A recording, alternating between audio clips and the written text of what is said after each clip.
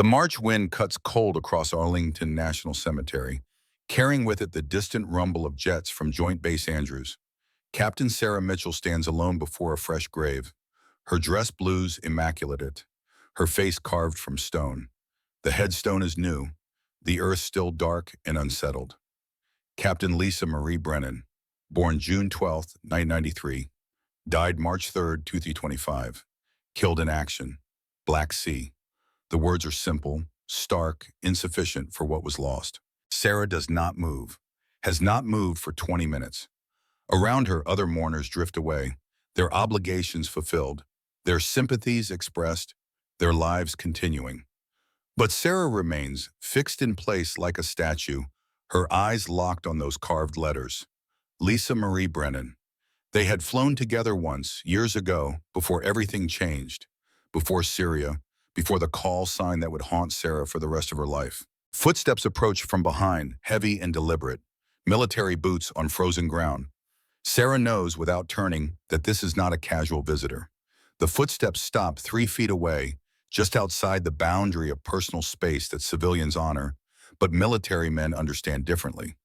Respect, not intrusion. Presence, not pressure. General Raymond Brennan stands there, 60 years old, 2 stars on his shoulders, and a weight in his eyes that no rank can carry. His daughter lies 6 feet below them, his only child, his pride, his legacy, now reduced to carved granite and folded flag.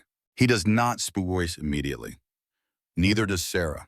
They share this silence, this communion of grief that needs no words. 2 warriors standing over a third who will never stand again.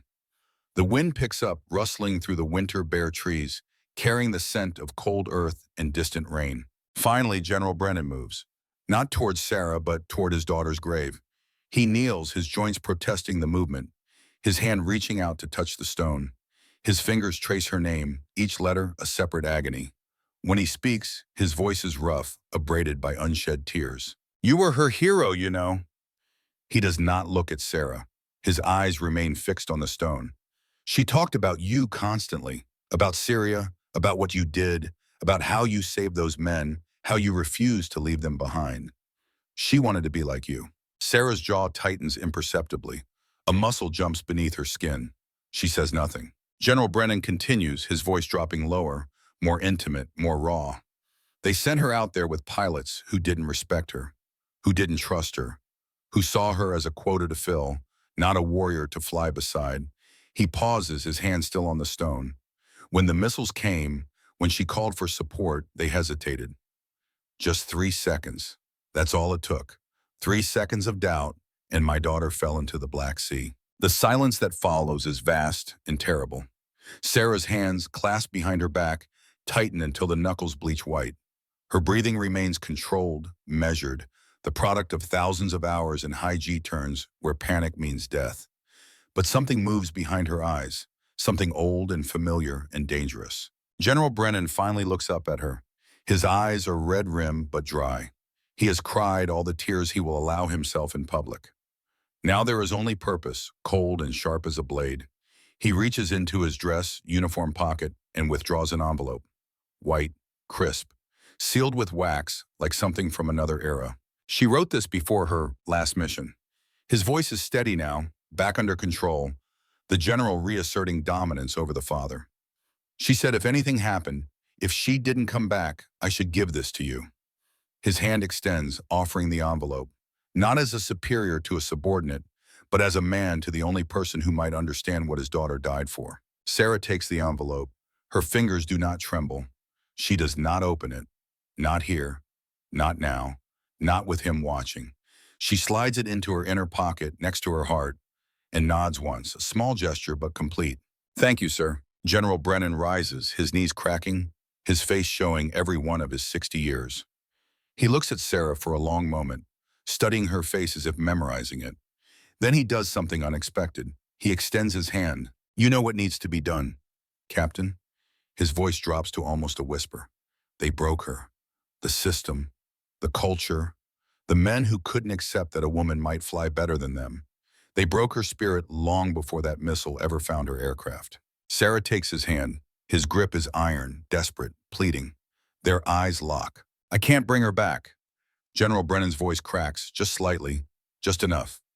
But you can make sure she didn't die for nothing. You can go back. You can show them what they refuse to see. You can prove that women don't just belong in the cockpit. You can prove they own the skybound. Sarah holds his gaze. Behind her green eyes, calculations run. Memories surface. Syria, the fire, the SAMs, the impossible choice. The moment she decided to die so that others could live. And somehow, impossibly, she had survived. But part of her had died anyway. The part that believed the fight was over. "I'll do it, sir." The words are simple. 3 syllables. But they carry the weight of a vow sworn over a grave, witnessed by a father's grief and a warrior's rage. General Brennan nods once, releases her hand, and steps back. He renders a salute, crisp and perfect, to his daughter's grave. Sarah returns it, her hand moving to her brow with the precision of 1,000 repetitions. Then he turns and walks away, his back straight, his stride measured, a man who has delivered his daughter's final wish and must now return to the living world. Sarah watches him go until he disappears beyond the hill, swallowed by rows of white headstones marching in perfect formation toward the horizon. Alone again, Sarah looks down at the grave. She reaches into her pocket, feeling the envelope there, Lisa's final words waiting to be read. But not yet. First, she has a promise to keep. She brings her hand to her brow in a final salute, holds it for 3 heartbeats, then drops it to her side. "See you on the other side, Lisa." The wind rises, colder now, and Sarah turns away from the grave. Her stride is measured, controlled, but underneath a fire begins to burn. The same fire that kept her alive in Syria. The same fire that refused to let her quit when her body screamed and her fuel ran dry, and death reached for her with missile guidance systems locked on her tail. That fire has a name, a call sign earned in blood and fear and the absolute refusal to surrender. Viper. 6 weeks pass like a fever dream. Sarah processes her transfer paperwork, endures the medical evaluations, survives the psychological assessments designed to detect trauma and flag instability. The psychologist, a kind woman in her 50s with compassionate eyes, asks Sarah if she still dreams about Syria. Sarah tells the truth, every night. The psychologist makes a note, asks if Sarah feels capable of returning to flight status. Sarah tells another truth. "I never stopped being capable." The psychologist signs the clearance form. Sometimes the truth is enough. The drive from Washington to Nevada takes 3 days. Sarah takes her time, her old F-150 eating highway miles with steady persistence. She drives through Virginia's green hills, across Tennessee's mountains, through Oklahoma's plains, into the vast emptiness of the American West. The desert opens before her like a prayer, endless and clean and unforgiving. Perfect terrain for warriors. Nellis Air Force Base appears on the horizon like a mirage, shimmering in the afternoon heat. The main gate is guarded by serious young airmen who check her ID with professional efficiency. Captain Sarah Mitchell, orders for fighter weapons school. The guard's eyes flicker with something, respect perhaps, or curiosity about why a female captain is checking in alone, without the usual entourage of squadron mates and reputation that precedes most students. "Welcome to Nellis, ma'am." The guard salutes. "Good luck." Sarah returns the salute, drives through the gate, and feels the base close around her like an old memory. Fighter jets scream overhead, F-16s pulling high G turns in the crystal-clear Nevada sky. The sound is thunder and music and homecoming all at once. Her hands tighten on the steering wheel. This is where she belongs.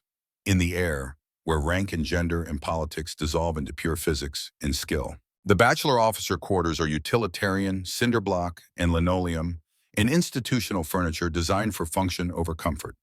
Sarah's room is small, sparse, perfect. She unpacks methodically.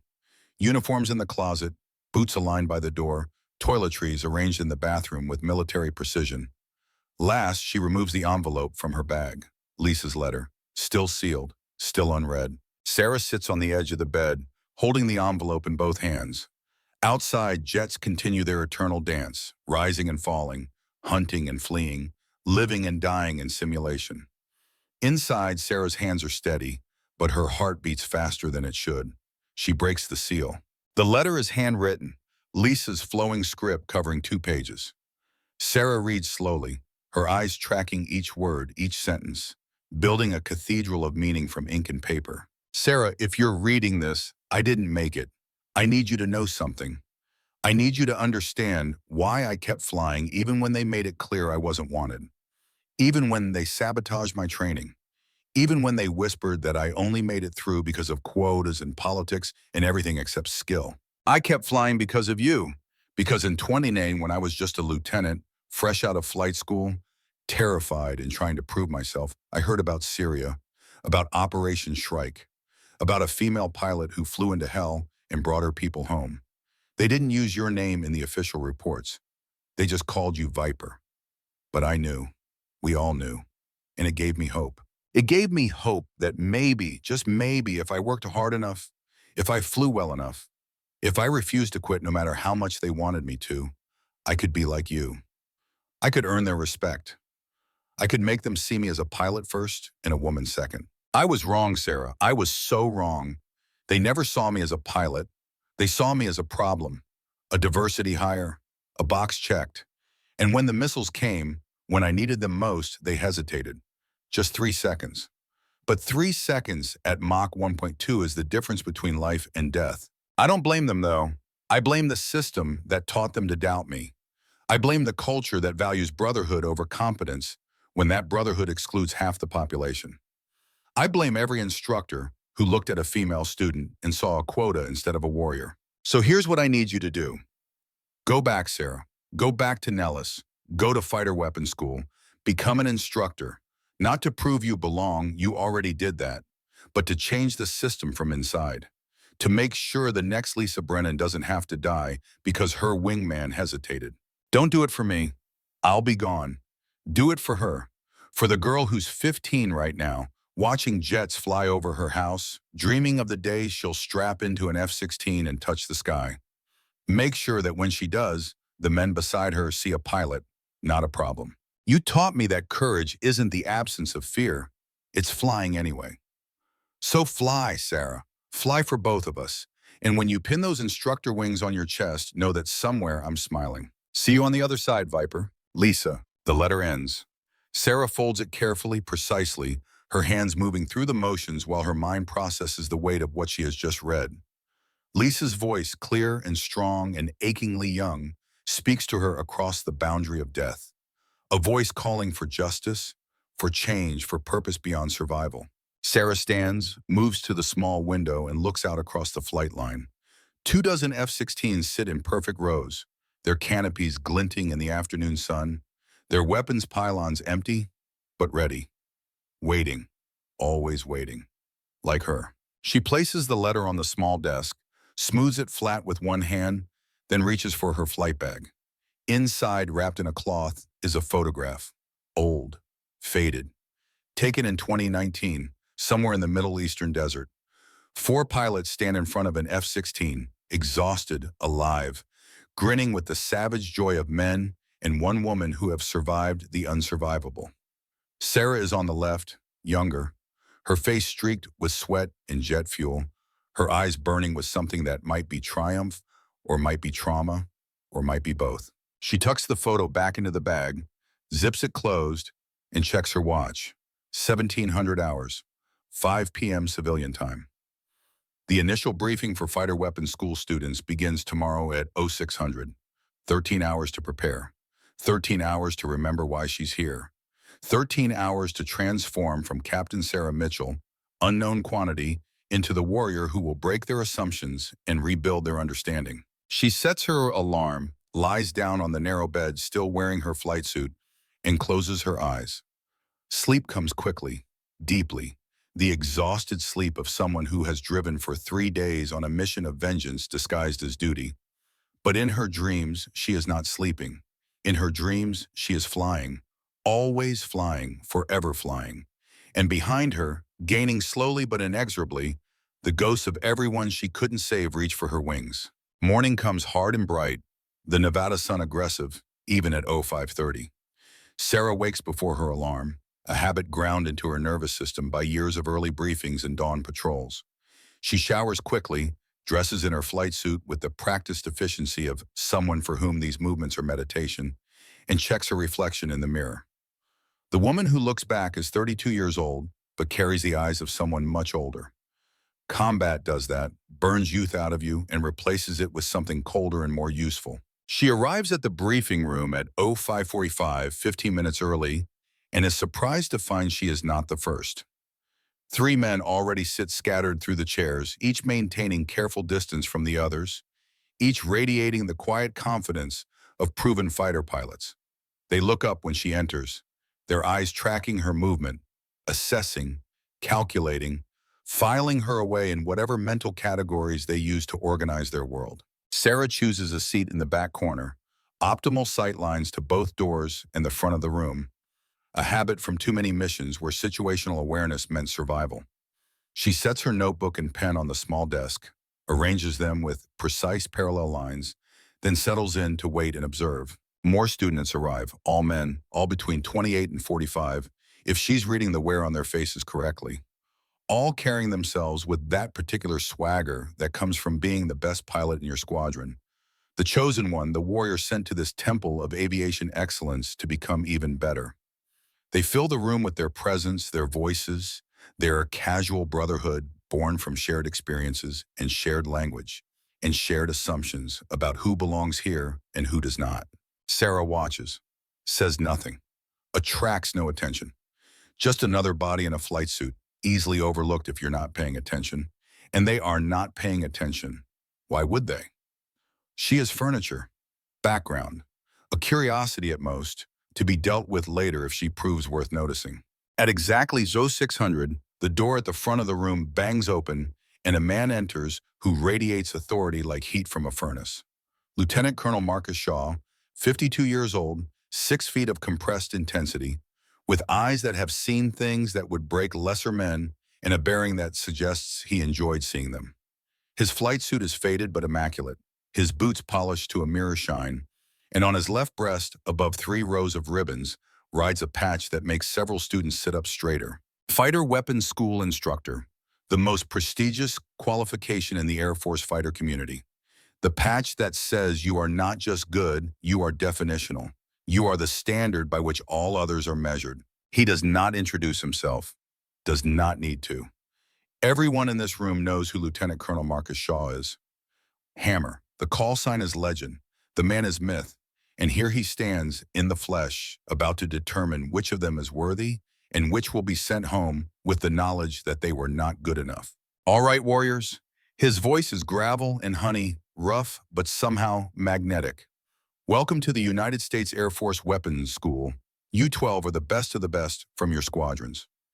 You've logged thousands of hours. You've dropped real ordnance on real targets. You've flown missions that would make civilians weep and congressional committees convene.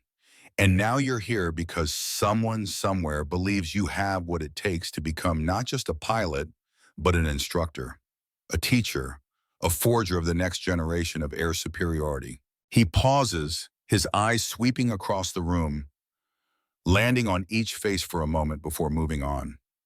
When his gaze reaches Sarah, it stops, lingers.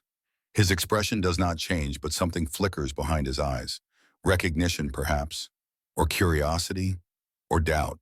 Then he moves on, completing his survey of the room. Let me be clear about something. This is not flight school. This is not some glorified refresher course where you punch tickets and collect patches. This is the hardest aviation program in the world. Harder than Top Gun, harder than Red Flag, harder than anything you've experienced, and that includes combat. Because in combat, the enemy might kill you. Here, I will definitely break you if you let me. The room is silent. 12 fighter pilots, 12 alphas, 12 warriors who have never backed down from a challenge sit frozen as Hammer continues his sermon. Over the next 6 weeks, you will fly 40 sorties. You will plan 30 complex missions. You will brief 100 tactical scenarios. You will be tested on systems, tactics, threat analysis, mission planning, risk assessment, and your ability to teach all of it to students who will trust you with their lives. He leans forward, hands gripping the podium. And every week we will eliminate the 2 weakest performers. By week 6, only 4 of you will graduate. The rest will return to your units with the knowledge that you were good, but not good enough. He straightens, crosses his arms, and delivers the final truth. Some of you I know. Your reputation precedes you. Some of you I don't know. You're strangers, untested quantities, names on a roster without context or history.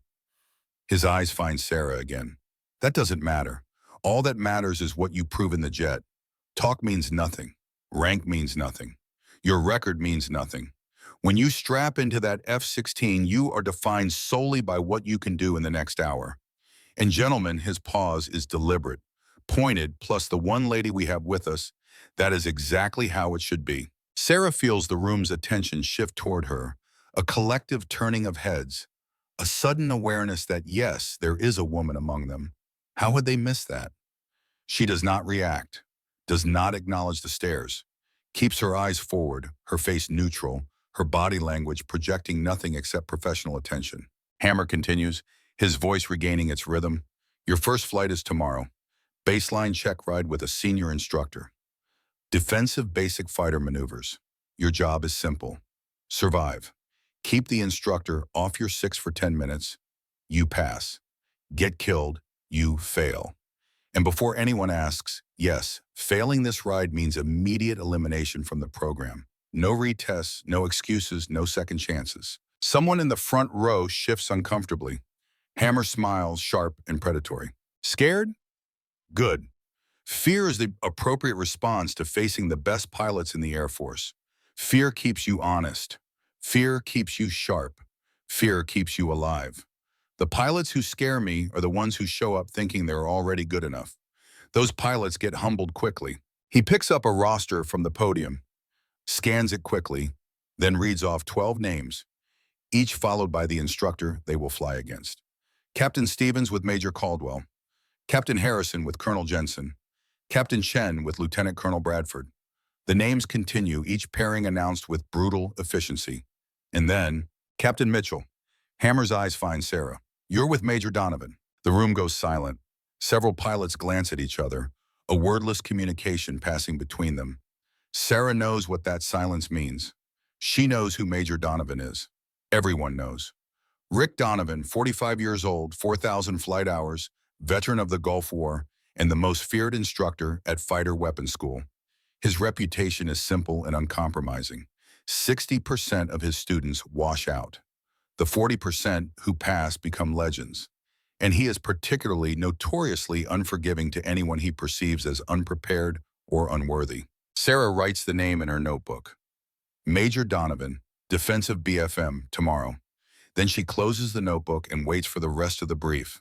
Hammer spends the next hour covering administrative details, safety procedures, academic requirements, and the evaluation criteria that will determine who stays and who goes.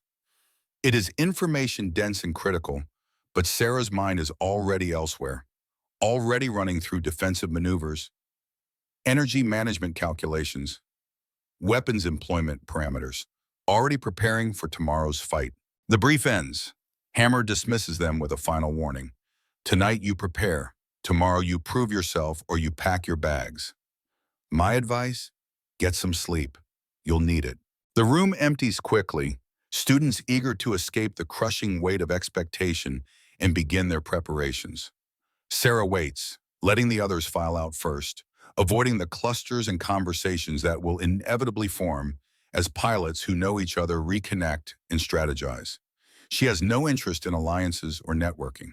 She is here for one purpose: to fly, to teach, to honor Lisa's memory by changing the system that killed her. As she stands to leave, a voice calls from the front of the room. Captain Mitchell, a moment. Sarah turns. Hammer stands by the podium, his expression neutral, but his posture suggesting this is not optional. She walks forward, her stride measured, her hands loose at her sides, approaching as she would approach any superior officer. With respect, but without fear. Hammer waits until she stops 3 feet away, then speaks quietly, his voice pitched for her ears alone. I called a friend of mine at Hill Air Force Base, 421st Fighter Squadron. Your unit of assignment according to your personnel file. He pulls out his phone, taps the screen, then reads, Captain Sarah Mitchell, assigned June 2022. He looks up. Funny thing, my friend says he's never heard of you, says there's no Captain Mitchell on his roster, says the only Mitchell they ever had was a Lieutenant Mitchell who transferred out in 2019 and nobody's seen her since. Sarah meets his gaze, does not blink, does not speak. Hammer continues, his tone conversational but his eyes sharp. So I did some more digging, asked around, put out some feelers. And you know what I found? Nothing, not a damn thing. Your record from 2019 to 2022 is classified at a level that requires congressional authorization to access, which means you were somewhere doing something that the Air Force really doesn't want people knowing about. The silence stretches. Somewhere outside, a jet launches, the scream of the engine penetrating the walls, a reminder that while they talk, others fly. I don't care what you did, Captain. Hammer's voice drops even lower. I don't care where you've been or why your record looks like Swiss cheese. All I care about is whether you can fly, whether you can teach, whether you deserve to wear the patch at the end of this course. His eyes bore into hers. Can you? Yes, sir. The answer is immediate, certain, unequivocal.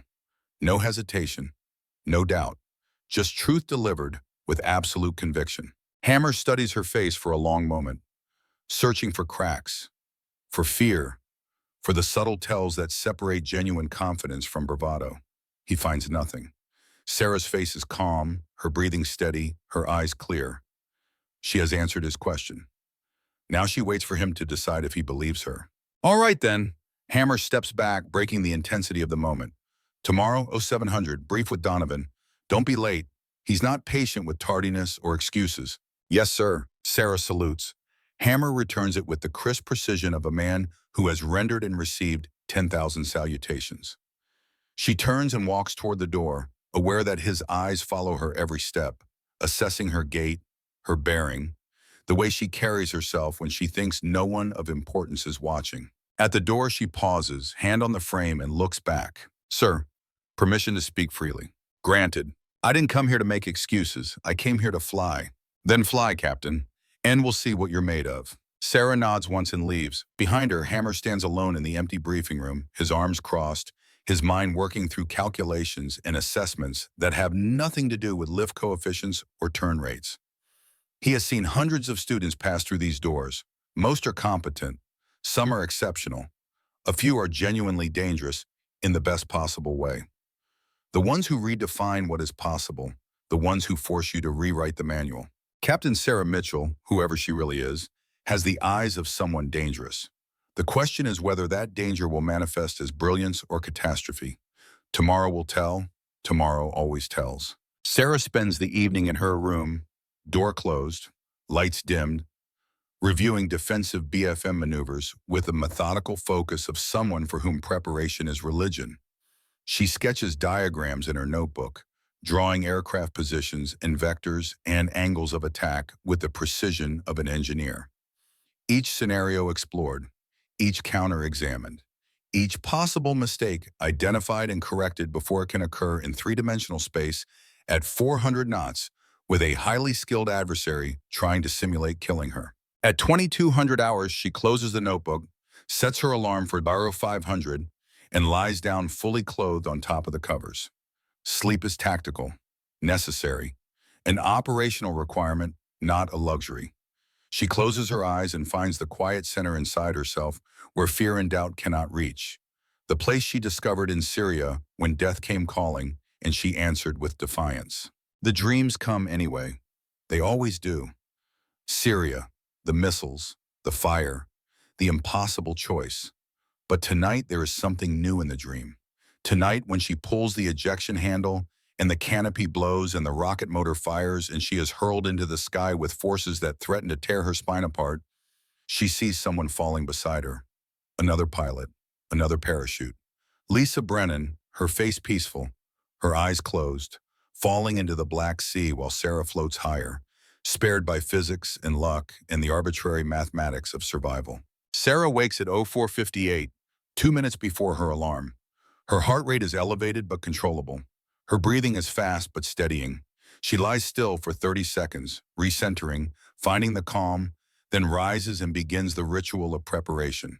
Shower, uniform, equipment check, mental review. By 06:30, she is walking across the flight line toward the building where Major Donovan conducts his briefings. The morning air is cool, the sun just clearing the mountains to the east, painting the desert in shades of gold and amber. F-16s sit in their revetments like sleeping predators, beautiful and lethal, waiting for their pilots to bring them to life. Sarah walks past them, her boots crunching on the concrete, her shadow long and sharp in the horizontal light. She finds the briefing room and enters. Major Rick Donovan is already there, sitting at a desk, reviewing something on a tablet. He does not look up when she enters, does not acknowledge her presence, just continues reading, his face illuminated by the screen's glow, his expression thoughtful and distant. Sarah waits, does not interrupt.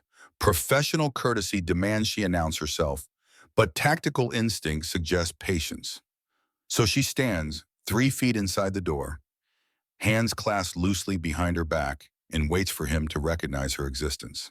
30 seconds pass, 60, 90. Still Donovan reads or pretends to read, establishing dominance through studied indifference. It is a test, Sarah realizes, the first of many. He is measuring whether she will break the silence, demand attention, assert herself in the face of deliberate disrespect. He is waiting to see if she understands that in this room, he is God, and she is a supplicant who will speak when spoken to and not before. Sarah waits. At 2 minutes, Donovan looks up. His face shows surprise, as if he has just noticed her standing there, though they both know this is theater. He is 45 years old, with the lean build of someone who runs daily and the weathered face of someone who has spent half his life squinting into the sun at 40,000 feet. His eyes are blue, sharp, and currently measuring her with the same intensity he would bring to analyzing enemy radar signatures. Captain Mitchell. His voice is neutral, professional, giving nothing away. You're early. Yes, sir. Better early than late. Donovan grunts, neither agreement nor disagreement, just acknowledgement. He gestures to a chair across from his desk. Sit. Let's talk about what's going to happen today. Sarah sits, her posture erect but not rigid, attentive but not tense. Donovan leans back in his chair, steepling his fingers, studying her with the detached curiosity of a scientist examining an interesting specimen. I've been teaching here for 15 years, Captain. In that time, I've flown against 247 students in their baseline check rides. He pauses, letting the numbers sink in. Of those 247, 146 failed. That's a 61% failure rate, the highest in the school. He leans forward slightly, his eyes locked on hers. I don't fail students because I'm cruel or because I enjoy breaking their confidence. I fail them because they're not ready, because they think they're better than they are, because they've been the best pilot in their squadron for so long, they've forgotten what it's like to face someone who's truly excellent. He taps his desk with one finger. Today, you're going to face excellence, Captain, and we're going to find out if you have what it takes to survive it. Sarah says nothing. There is nothing to say. He is establishing expectations, setting the psychological battlefield, ensuring she understands that mercy will not be given and excuses will not be accepted. It is sound pedagogy, brutal but effective. The weak will crack under this pressure. The strong will harden. The scenario is simple. Donovan continues, pulling up a file on his tablet and turning it so Sarah can see. Basic defensive BFM. You're in an F-16D, front seat, pilot in command. I'm in an F-16C, single seat, hunting you. We start neutral, 9,000 feet, 1 mile apart, 300 knots. On my call of fight's on, you defend. Your objective is to survive for 10 minutes without me getting a gun solution. My objective is to kill you as quickly as possible. He zooms in on the airspace diagram, showing the training area boundaries, the hard deck altitude, and the emergency procedures if something goes wrong. Standard hard deck is 5,000 feet. If you go below that during maneuvering, you fail. If you lose sight of me and I get behind you, you fail. If I get my gun pipper on you for 3 consecutive seconds with valid parameters, you fail. He looks up from the tablet. Questions? 1, sir. Sarah's voice is steady. Am I allowed to go offensive if opportunity presents? Donovan smiles, thin and sharp. If you can find an opportunity, Captain, then by all means take it. But I should warn you, in 15 years, only 6 students have managed to reverse me from defensive to offensive. Only 2 actually got a gun solution. He leans back again. So yes, you're allowed, but don't count on it. Understood, sir. Good. We brief in detail at 0700. Weather, fuel load, emergency procedures, communication protocols. We step to the jets at 0745. We're airborne by 0815. He closes the tablet. Until then, you can use the planning room next door to prepare. I recommend you do. This won't be easy. Yes, sir. Sarah stands, preparing to leave. Captain, Donovan's voice stops her at the door. She turns back. I looked at your file last night. He holds up a folder, slim and conspicuously lacking the bulk that 15 years of service should generate. You've been flying F-16s for almost a decade. You've logged over 1,500 hours, and yet, somehow, I can't find anyone who's flown with you recently. I can't find deployment records. I can't find training reports. It's like you disappeared for 3 years and just now materialized again. He sets the folder down. So tell me, Captain Mitchell, where have you been? Special assignment, sir. The answer is automatic, rehearsed, designed to end inquiry rather than satisfy it. Special assignment. Donovan repeats the words slowly, tasting them. That's not an answer, that's a classification level. It's all I'm authorized to say, sir. They stare at each other across the small room. Donovan's expression hardens slightly, not anger but frustration at hitting a wall he cannot breach through authority or intimidation. Fine, keep your secrets, Captain, but understand this. In that jet today, secrets don't matter. Skills matter. And if your skills aren't good enough, all the classified missions in the world won't save you from washing out. He points at the door. Dismissed. Sarah salutes, turns, and leaves. Behind her, Donovan sits alone, his mind chewing on the puzzle of Captain Sarah Mitchell Baum. Unknown quantity, mysterious past, confident bearing. He has seen students like this before, the ones carrying weight they cannot share, the ones whose eyes show trauma they are not allowed to discuss. Most of them crack under the pressure of the course, their classified demons finally breaking through the walls of professionalism and destroying their ability to fly. But something about Mitchell feels different. Her confidence is not bravado. Her silence is not weakness. And her eyes, when they met his, carried something he has only seen in a handful of pilots. The absolute certainty that comes from having already survived the worst moment of your life. The knowledge that whatever he can do to her in a training environment pales in comparison to what she has already endured and overcome. Major Rick Donovan smiles despite himself. Perhaps this one will be interesting. Perhaps this one will surprise him. Perhaps, for the first time in a very long time, he will face a student who can actually challenge him instead of simply surviving him. He picks up his phone and calls the squadron operations desk. This is Donovan. My 0815 flight with Captain Mitchell. I want fresh fuel in both jets, max internal, and I want the gun scoring systems calibrated and recording.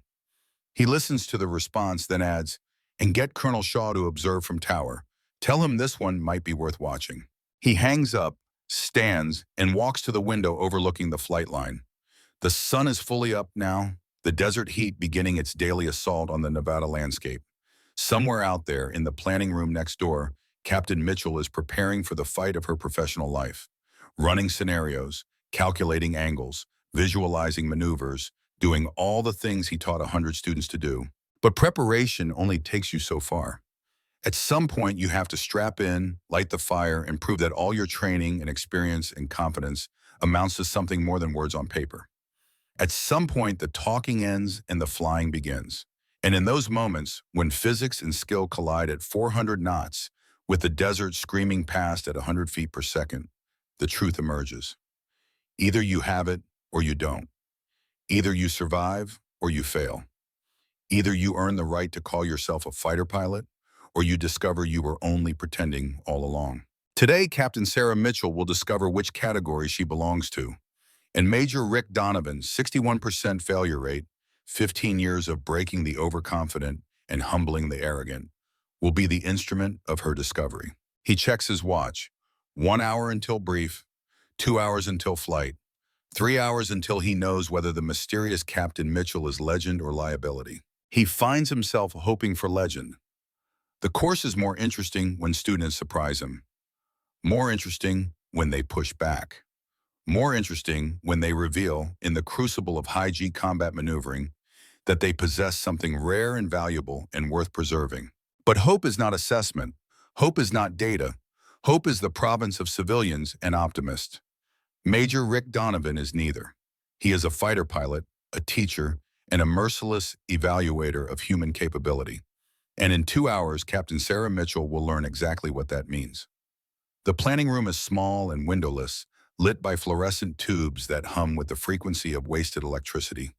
Sarah sits at a metal table scarred by years of abuse, her notebook open, her pen moving in precise strokes across the page. She draws aircraft silhouettes, vectors, angular relationships between threat and defender. Each diagram is a thought experiment, a simulation run in the theater of her mind, where mistakes cost nothing but teach everything. The door opens without warning. Sarah does not look up. The footsteps that enter are deliberate, measured, the gait of someone comfortable with their authority and uninterested in announcing it.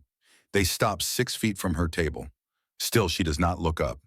If this is another test of deference, she will fail it the same way she failed Donovan's silence earlier, by refusing to acknowledge that games matter more than preparation.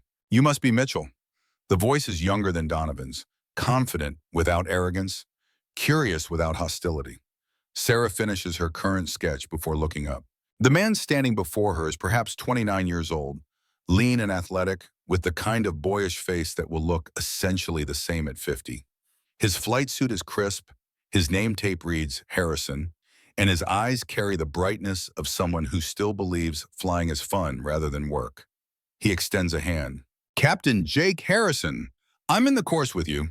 Just wanted to introduce myself before we all start trying to kill each other in the air." Sarah stands, takes his hand. His grip is firm but not crushing, respectful but not challenging. She likes him immediately, which makes her suspicious. Likability is often a mask for mediocrity, a social lubricant that compensates for insufficient skill. Sarah Mitchell. She releases his hand, sits back down, returns her attention to her notebook. Not rude exactly, just economical with her social energy. Jake does not take offense. He pulls out a chair and sits across from her, uninvited but not unwelcome. "Mind if I ask you something?" "Depends on the question." "Fair enough." He leans back, crossing his arms. "Where'd you come from? I mean, I know most of the guys in this class. We've flown together at Red Flag or weapons and tactics courses. But you're a ghost. No one knows anything about you." Sarah continues drawing, her pen moving in smooth arcs. "Maybe there's nothing to know." Jake laughs, short and genuine. "Come on, you don't get selected for fighter weapons school by being nothing. You have to be someone's top pilot, someone's golden child, someone they trust to come back here and teach the next generation." He leans forward. "So who are you, Captain Mitchell?" Sarah stops drawing, sets down her pen, looks at Jake with eyes that have seen things his have not. "I'm someone who's here to fly, same as you." The answer should satisfy him. It does not. Jake studies her face, searching for the truth beneath the deflection, and finds only more questions. But he is smart enough to recognize a wall when he encounters one, and wise enough not to throw himself against it repeatedly. "All right." He stands, pushes the chair back in with careful precision. "Good luck today. Heard you got Donovan for your check ride. That's rough." "I'll manage." "Yeah." Jake pauses at the door, hand on the frame. "I'm sure you will. But just so you know, if you need someone to talk to after, about the flying or whatever, I'm in room 217. He smiles, self-deprecating and genuine. "I got Donovan last year for my initial instructor qual. He made me cry. Twice. So I get it." Sarah almost smiles. "Almost. Appreciated, Captain Harrison." "Jake, call me Jake. We're all students here. No need to be formal when we're all equally terrified." He leaves. Sarah watches the door close, then returns to her diagrams. But something has shifted, some infinitesimal relaxation in the architecture of her isolation. Jake Harrison is decent, genuinely decent, not performatively so. The kind of pilot who will have your back not because it benefits him, but because it is the right thing to do. The Air Force needs more Jake Harrisons. The world needs more Jake Harrisons. She makes a note in the margin of her notebook. "Harrison, room 217. Then continues her preparation, the brief moment of human connection filed away and set aside in favor of the work that will keep her alive when physics and skill collide at 400 knots. At 700 precisely, Sarah enters Donovan's briefing room.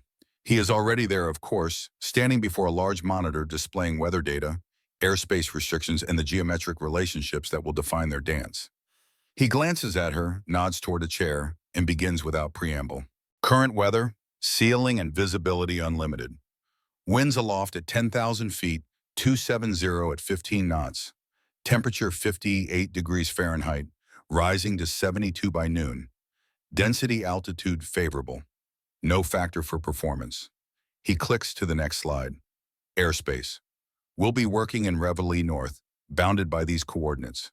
Hard deck 5,000 feet means sea level. Working altitude between 8 and 15,000. Emergency divert fields here and here. He points to 2 auxiliary strips on the map. Question so far. It is not phrased as a question. Sarah shakes her head. No, sir. Good. Aircraft status. Both jets are Code 1, all systems operational. You'll be in tail number 421. I'll be in 309. Both aircraft have full internal fuel, no external tanks, no live weapons. Guns are simulated. Acme pods will record all parameters for debrief. He advances the slide. Communication plan. We'll check in on this frequency, switch to this frequency for the working area, and this frequency for emergency. If you lose sight of me, call knock it off immediately. If you have a controllability issue, call knock it off immediately. If I'm about to kill you and you want to try something desperate, do not call knock it off. Just try it. We'll see if it works.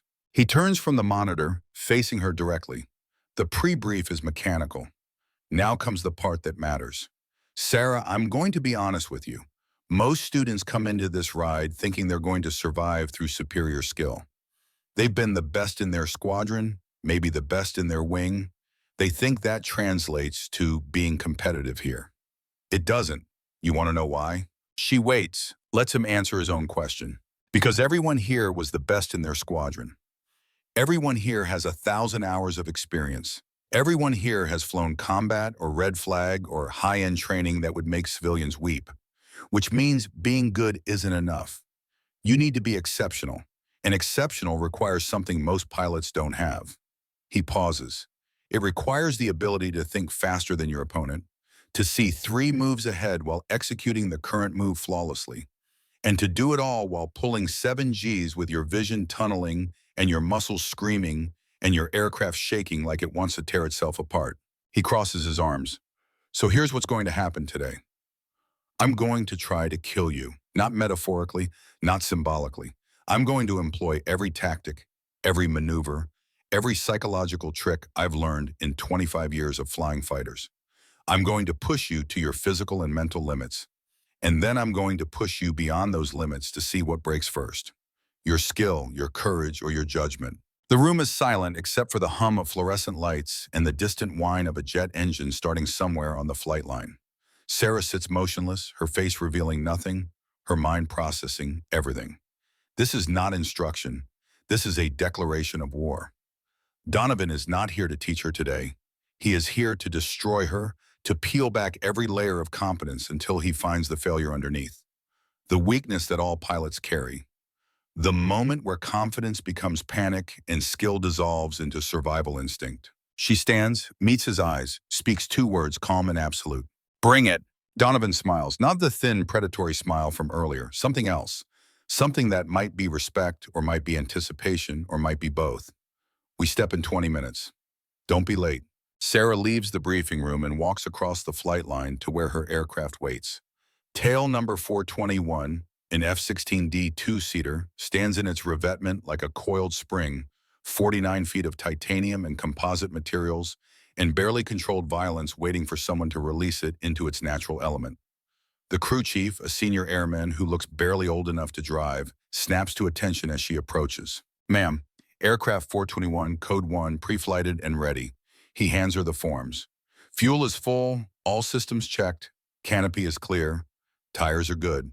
She's ready to fly when you are. Sarah reviews the forms with practiced efficiency, signing where required, noting the maintenance actions completed since the last flight. Everything is in order. Everything is always in order. Crew chiefs take their work seriously because they know that pilot lives depend on their diligence. She hands back the forms. Good work, airman. I'll take care of her. The crew chief grins, relaxing slightly. Yes, ma'am. Bring her back in one piece and I'll have her ready for your next flight. Sarah climbs the ladder, settles into the front cockpit, begins the ritual of strapping in. 5-point harness locked and checked. Survival vest secured. G-suit connected and tested. Helmet on, oxygen mask adjusted, communication cord plugged in. Each action is meditation.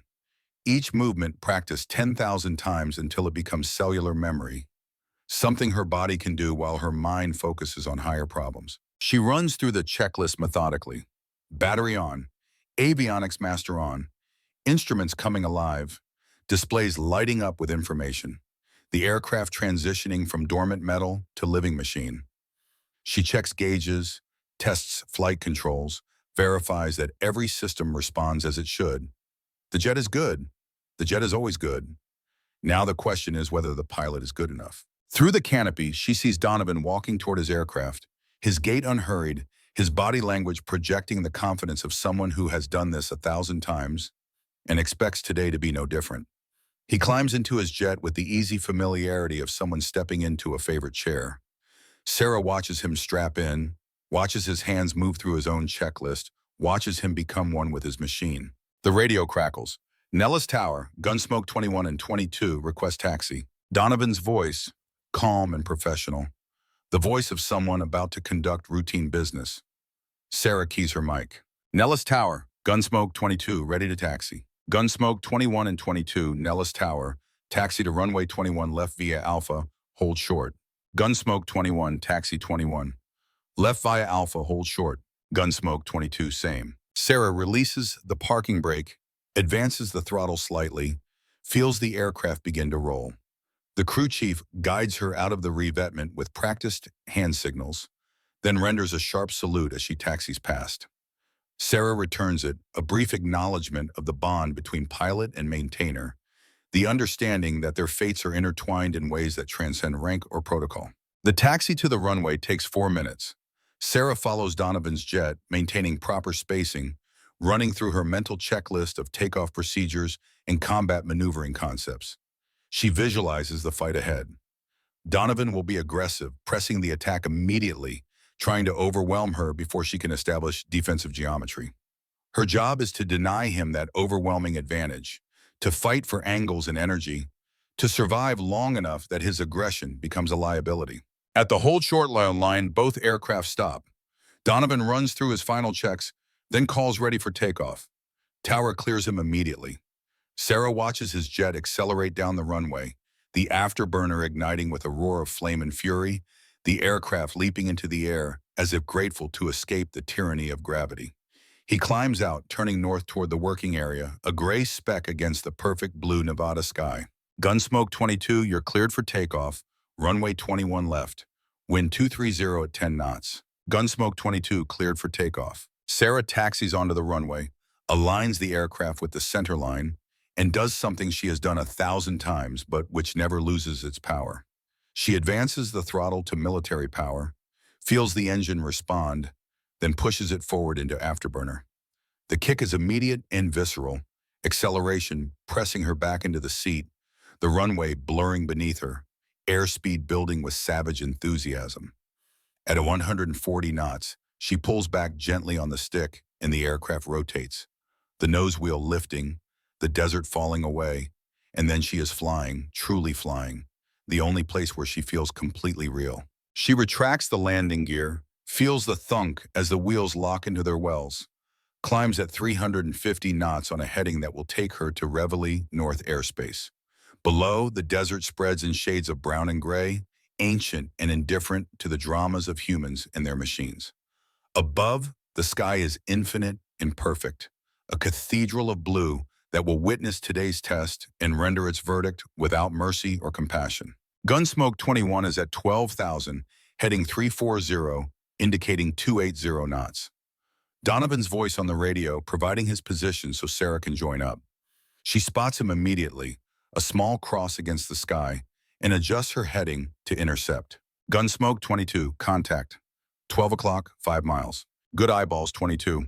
Continue present heading, will set up for neutral. The two aircraft converge at 12,000 feet, flying parallel courses 1 mile apart. Sarah settles into position, matching Donovan's airspeed and altitude. For a moment, they fly together, two warriors about to engage in ritual combat, both knowing that in 60 seconds the peace will shatter and only skill will matter. All right, 22, here's the setup.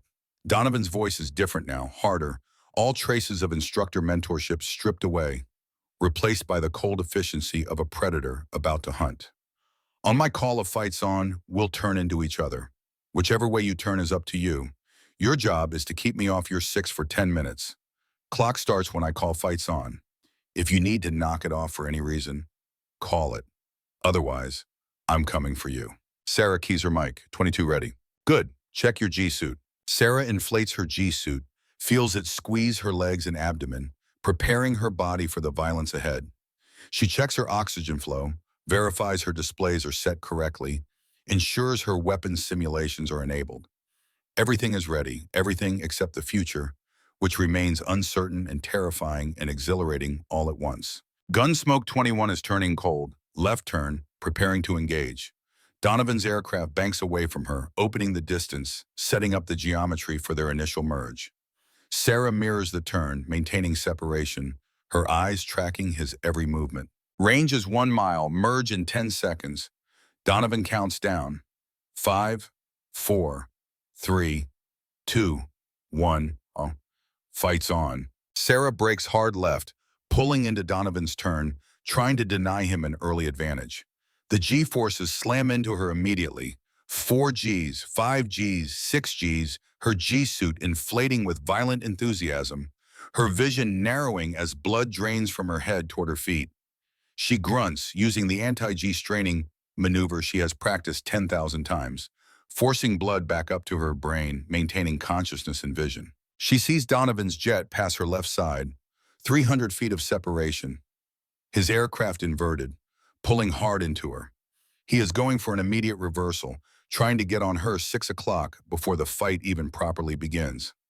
Sarah recognizes the tactic, has defended against it dozens of times, and knows the counter. She continues her turn, building her turn rate, forcing Donovan to pull harder to match her. But Donovan is not matching her. He is doing something else, something unexpected. He rolls out of his turn early, extends away from her for 3 seconds, then pulls straight up in a climbing maneuver called a high yo-yo. Sarah processes this instantly. He is trading airspeed for altitude, climbing above her to gain a vertical advantage, planning to roll over the top and come down on her from above where she will be vulnerable. She has 2 choices: continue her turn and try to outrate him, or counter his vertical maneuver with one of her own. The first option is defensive and predictable. The second is aggressive and risky. Sarah does not hesitate.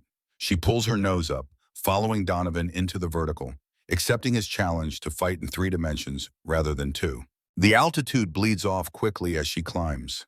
250 knots, 230, 210. The aircraft shakes as it approaches corner velocity, the edge of the envelope where lift and drag balance perfectly. She watches Donovan through her canopy, sees him reaching the top of his arc, preparing to roll inverted and pull through. This is the moment. This is where most students make their mistake. They try to match the instructor's maneuver exactly, following them through the same aerial geometry, and in doing so, they give up the initiative. Sarah does not match. Instead, as Donovan rolls inverted at the top of his climb, she rolls the opposite direction, pulling her nose down and away from him, converting altitude back into airspeed, creating separation and confusion. For 3 seconds, Donovan loses sight of her. 3 seconds is an eternity in air combat. When he reacquires her, she is not where he expected. She is lower, faster, and angling for a position on his flank that will force him to react rather than press. Donovan grunts over the radio, a wordless acknowledgement that she has just done something he did not anticipate. Then he responds, pulling hard, reversing his energy vector, committing to a turning fight. The engagement becomes a blur of motion and violence and precise calculation. Sarah pulls 7 Gs through a level turn, her vision graying at the edges, her muscles screaming as the G-suit crushes her body. She keeps her eyes on Donovan, tracks his movement, predicts his next maneuver. He is trying to drag her slow, trying to force her into a slow-speed, turning fight where superior skill matters more than superior tactics. She refuses the invitation. Every time he slows, she extends, trading positional advantage for energy. Every time he tries to close, she denies him geometry, rolling and pulling in ways that keep him outside of firing parameters. It is exhausting, physically and mentally, every second demanding total concentration, every maneuver requiring split-second decisions that compound into survival or failure. 3 minutes into the fight, Donovan changes tactics. He stops trying to get behind her and instead begins a series of high-speed extensions and reversals, using his superior experience to control the tempo of the engagement. Sarah recognizes what he is doing. He is trying to create predictability in her responses, training her to defend in certain ways, establishing patterns he can exploit. She breaks the pattern. On his next extension, instead of turning to follow, she pulls straight up again, climbing vertically, gambling that she has enough energy to reach an altitude advantage before he can react. The maneuver is risky, burns airspeed dangerously fast, but it works. When she rolls over the top and looks down, she sees Donovan below her, turning hard to reacquire, temporarily defensive because she has seized the high ground. For 5 seconds, the roles reverse. She is the hunter and he is the prey. She points her nose at him, begins a dive to convert altitude into speed, prepares to press an attack that could end the fight in her favor. But Donovan is not a student. He is an instructor with 15 years of experience and reflexes honed by 1,000 engagements. He sees her coming, recognizes the threat, and executes a defensive maneuver so violent and precise that it seems to defy physics. He pulls straight into her attack, accepting a head-on pass at a closure rate of 800 knots, then rolls inverted and pulls through in a maneuver called a high-speed yo-yo reversal. The effect is immediate and devastating. By the time Sarah processes what happened, Donovan is no longer below her. He is behind her, at her 7 o'clock position, closing fast, his nose tracking toward her tail. Sarah acts on instinct. She breaks hard right, pulling maximum Gs, her vision collapsing to tunnel vision as 8 Gs compress her body. The G-suit inflates so hard it feels like it might break her ribs. She grunts, straining against the crushing weight, forcing blood to stay in her brain. Through the tunnel of her vision, she sees Donovan matching her turn, pulling equally hard, maintaining his position. He is inside her turn radius. He is winning. She has seconds before he achieves a gun solution. Seconds to do something unexpected or accept failure. Her hand moves without conscious thought, pulling the throttle to idle, extending the speed brakes, creating massive drag that slows her aircraft dramatically.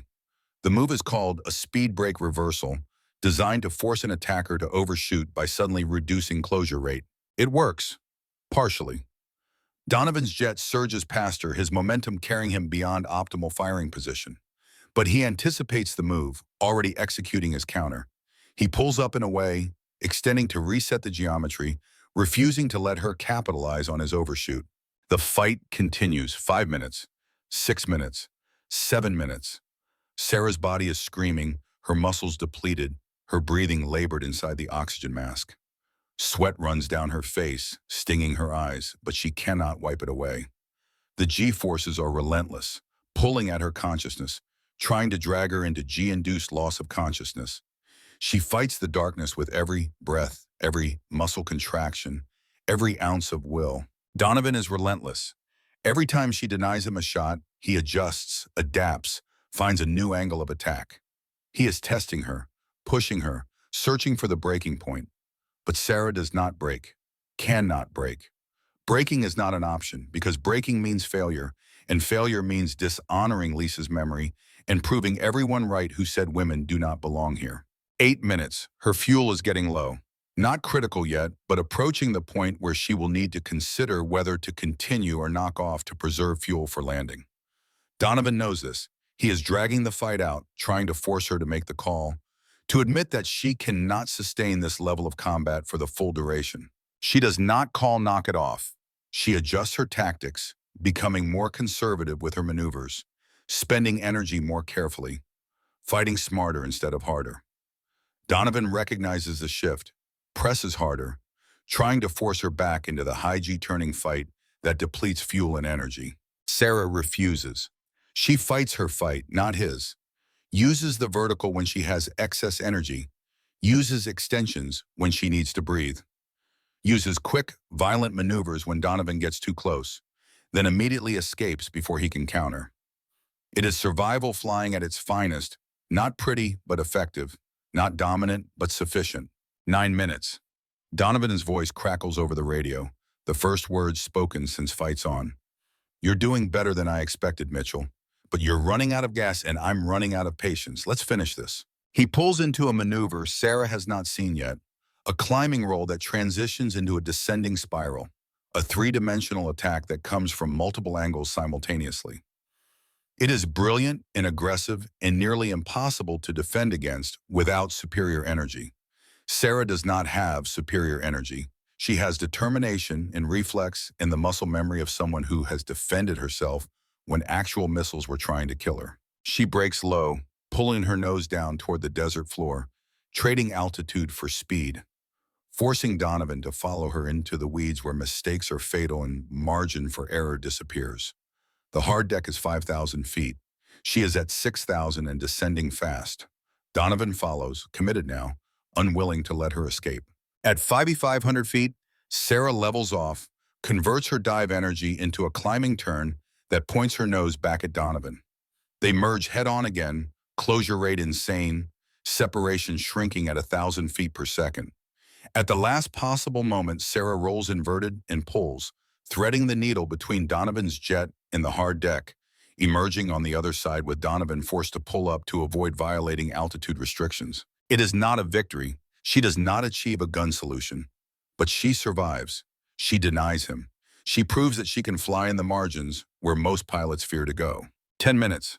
The clock expires. Donovan calls, knock it off. Knock it off, knock it off. Gunsmoke 21 is neutral. Heading 270, Angels 10. Gunsmoke 22, knock it off, neutral, joining. Sarah levels her wings, takes a breath that feels like the first breath after nearly drowning, and joins up on Donovan's wing. They fly together in silence for 30 seconds, two aircraft separated by 100 feet in a gulf of experience.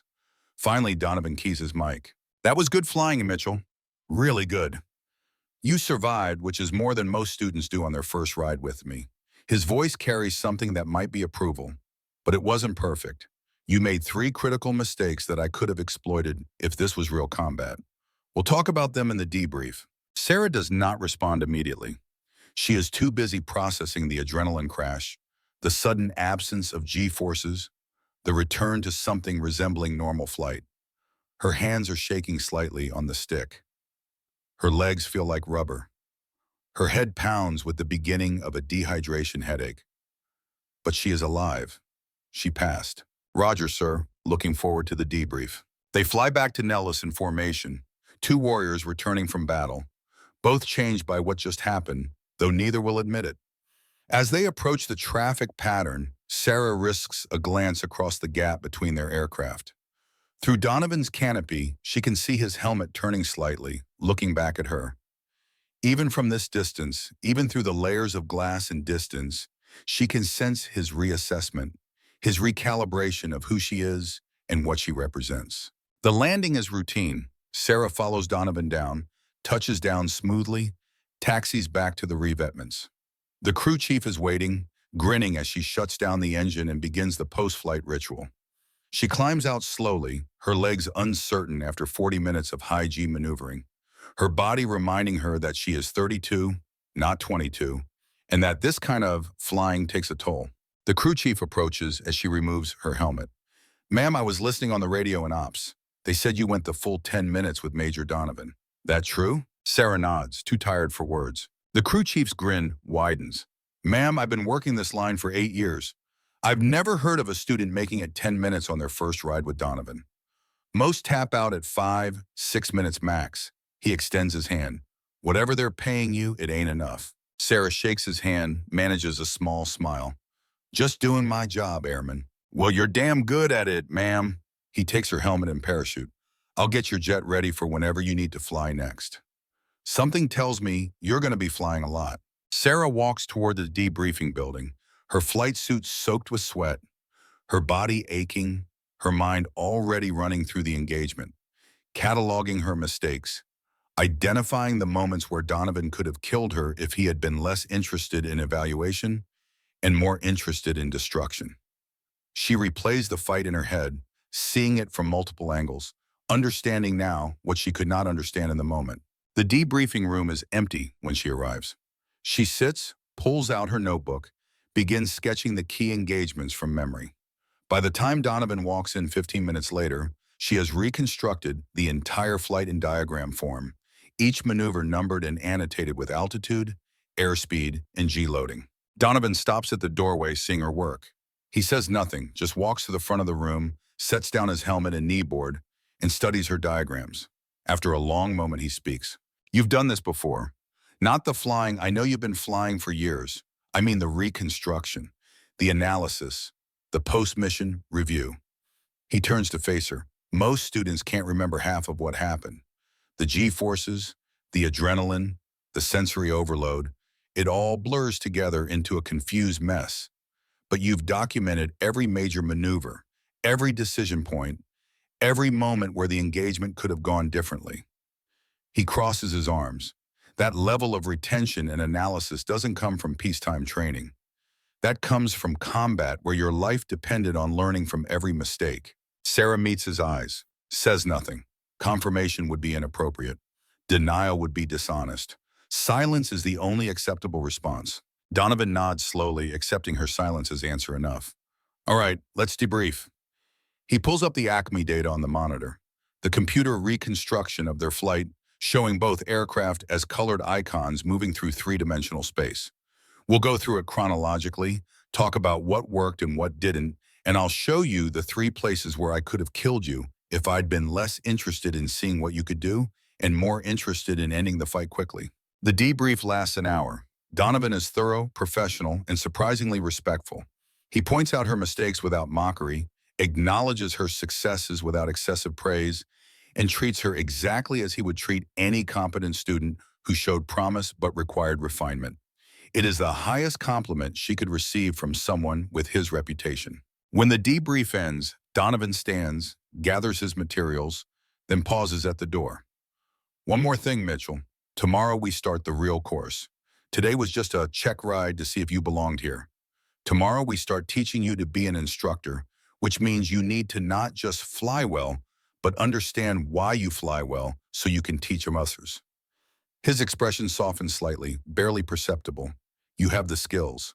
Now we'll see if you have the wisdom. He leaves. Sarah sits alone in the debriefing room, surrounded by diagrams and data and the ghost of the flight she just survived. Her body aches. Her mind is exhausted. But underneath the fatigue, something else burns. Satisfaction. Vindication. The knowledge that she has taken the first step on a long journey, and that step did not end in failure. She pulls out her phone, composes a text message to General Brennan. 5 words. Day 1 complete, still standing. The response comes 60 seconds later. 2 words. She's proud. Sarah stares at the message, reading it over and over, each repetition landing with more weight. Lisa would be proud. Lisa, who never got the chance to prove herself at this level. Lisa, who died believing she had failed because men around her hesitated for 3 seconds.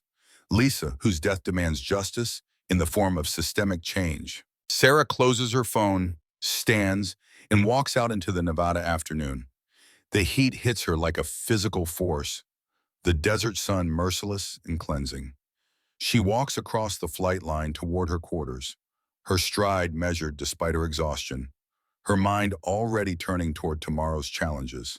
Behind her, through the window of an office on the 2nd floor, Lieutenant Colonel Marcus Shaw watches her walk. He has just finished reviewing the footage from her flight with Donovan, has seen every maneuver, every decision, every moment where she could have quit but chose to continue. He picks up his phone, calls a number he rarely uses, and waits for the answer. This is Shaw at Nellis. I need you to send me everything you have on Captain Sarah Mitchell. And I mean everything. Classified stuff, too. I don't care what authorizations I need. He pauses, listening, because I just watched her fly defensive BFM against Donovan for 10 minutes. And nobody flies like that without a story. And I need to know that story before I decide whether to push her harder or protect her from herself. He hangs up, returns his attention to the window, watches Sarah disappear into her quarters building. Tomorrow, the real work begins. Tomorrow, 12 students become 10. Tomorrow, the elimination process starts, and only the strongest will survive. Lieutenant Colonel Shaw has seen hundreds of students pass through these doors. Most are forgettable. Some are memorable.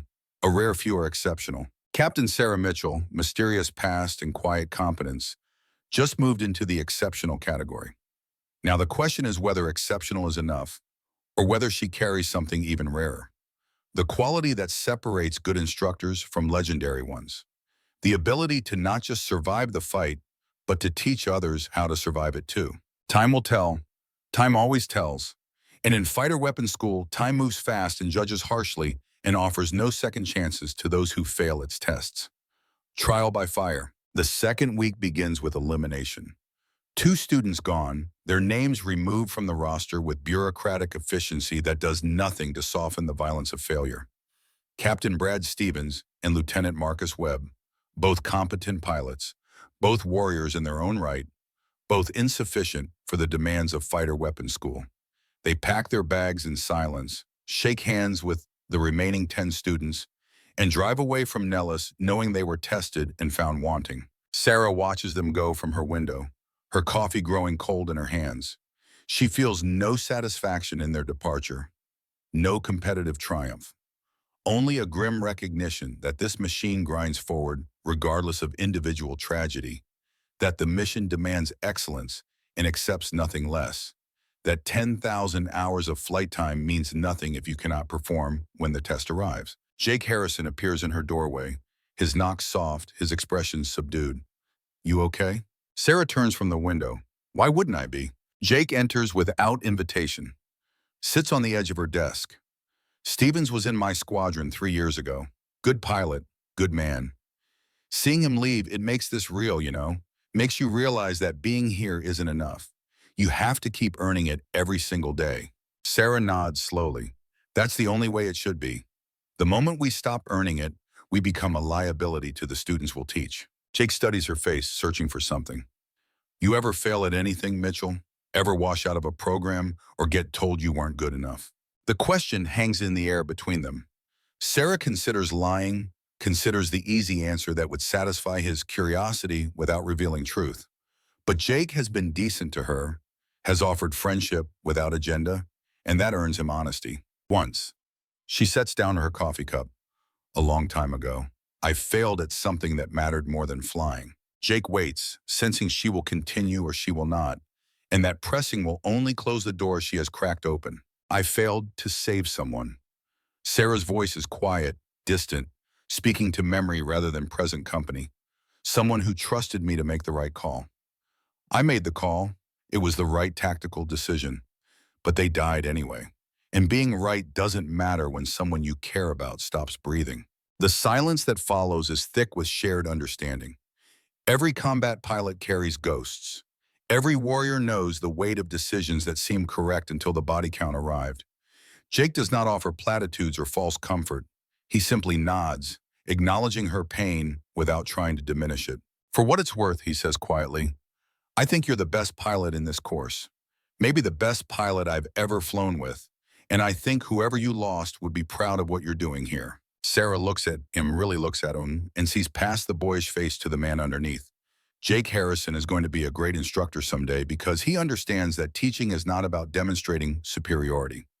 It is about building confidence in others while acknowledging your own limitations. "Thank you, Jake." The words are simple but genuine. That means more than you know. He stands, moves toward the door, then pauses. "We're flying together today. 4-ship mission, surface attack. I'm number 3, you're number 4. Try not to make me look bad out there." Sarah almost smiles, no promises. The brief for the morning mission is conducted by Lieutenant Colonel Shaw himself, his presence elevating the stakes, his reputation casting shadows across the room.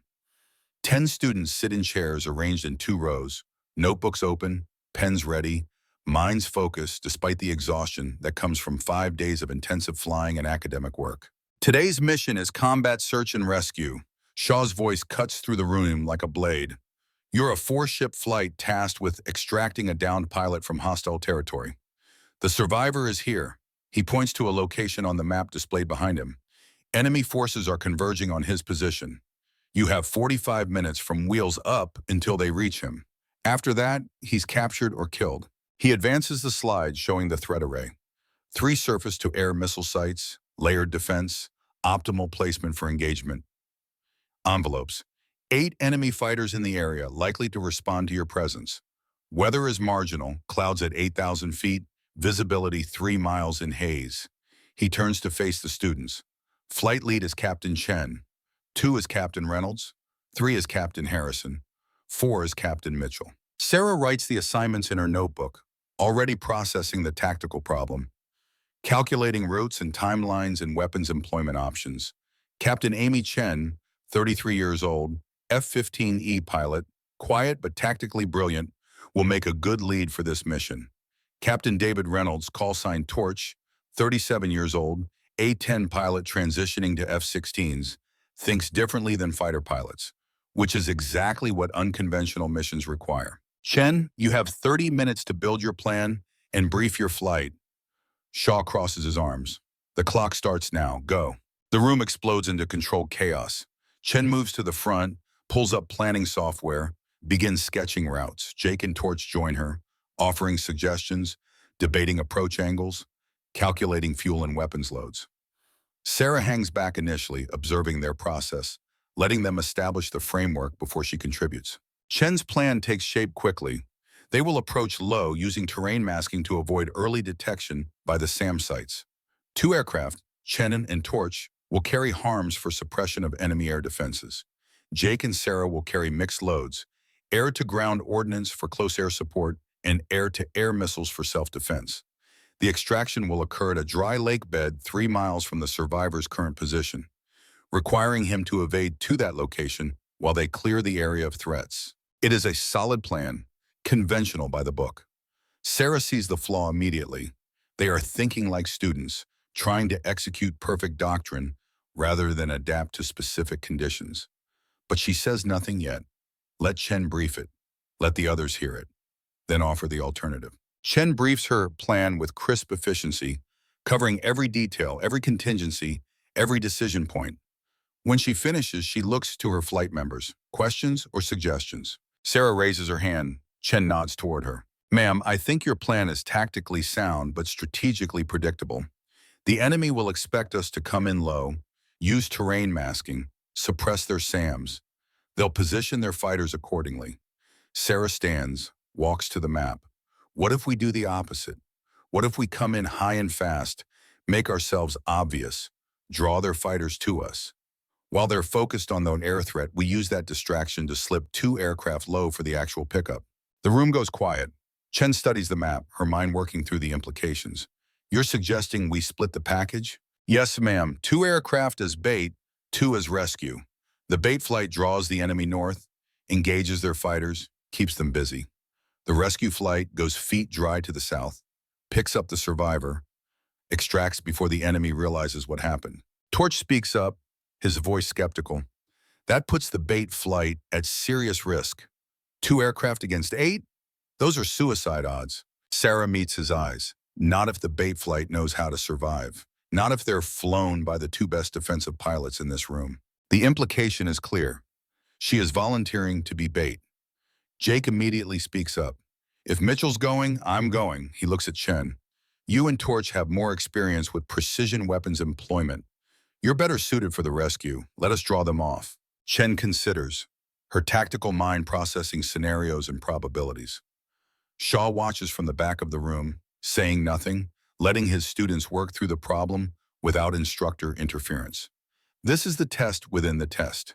Not just flying, but planning under pressure, making hard decisions, trusting your flight members even when the odds are terrible. Finally, Chen nods. All right, we split. Mitchell and Harrison are bait flight, call sign Hawk. Reynolds and I are rescue flight, call sign Jolly. Hawk flight launches first, gets their attention, drags them north. Jolly flight launches 5 minutes later, stays low, recovers the survivor. She looks at Sarah and Jake. You need to keep them busy for at least 20 minutes. Can you do that? Sarah's answer is immediate, certain. Yes, ma'am. Jake nods. We'll keep them busy. You just get our guy out. The brief continues for another 15 minutes, refining details, coordinating communication plans, establishing emergency procedures. When Chen finishes, Shaw steps forward, his expression unreadable. Acceptable plan, he pauses. Not the plan I would have chosen, but acceptable.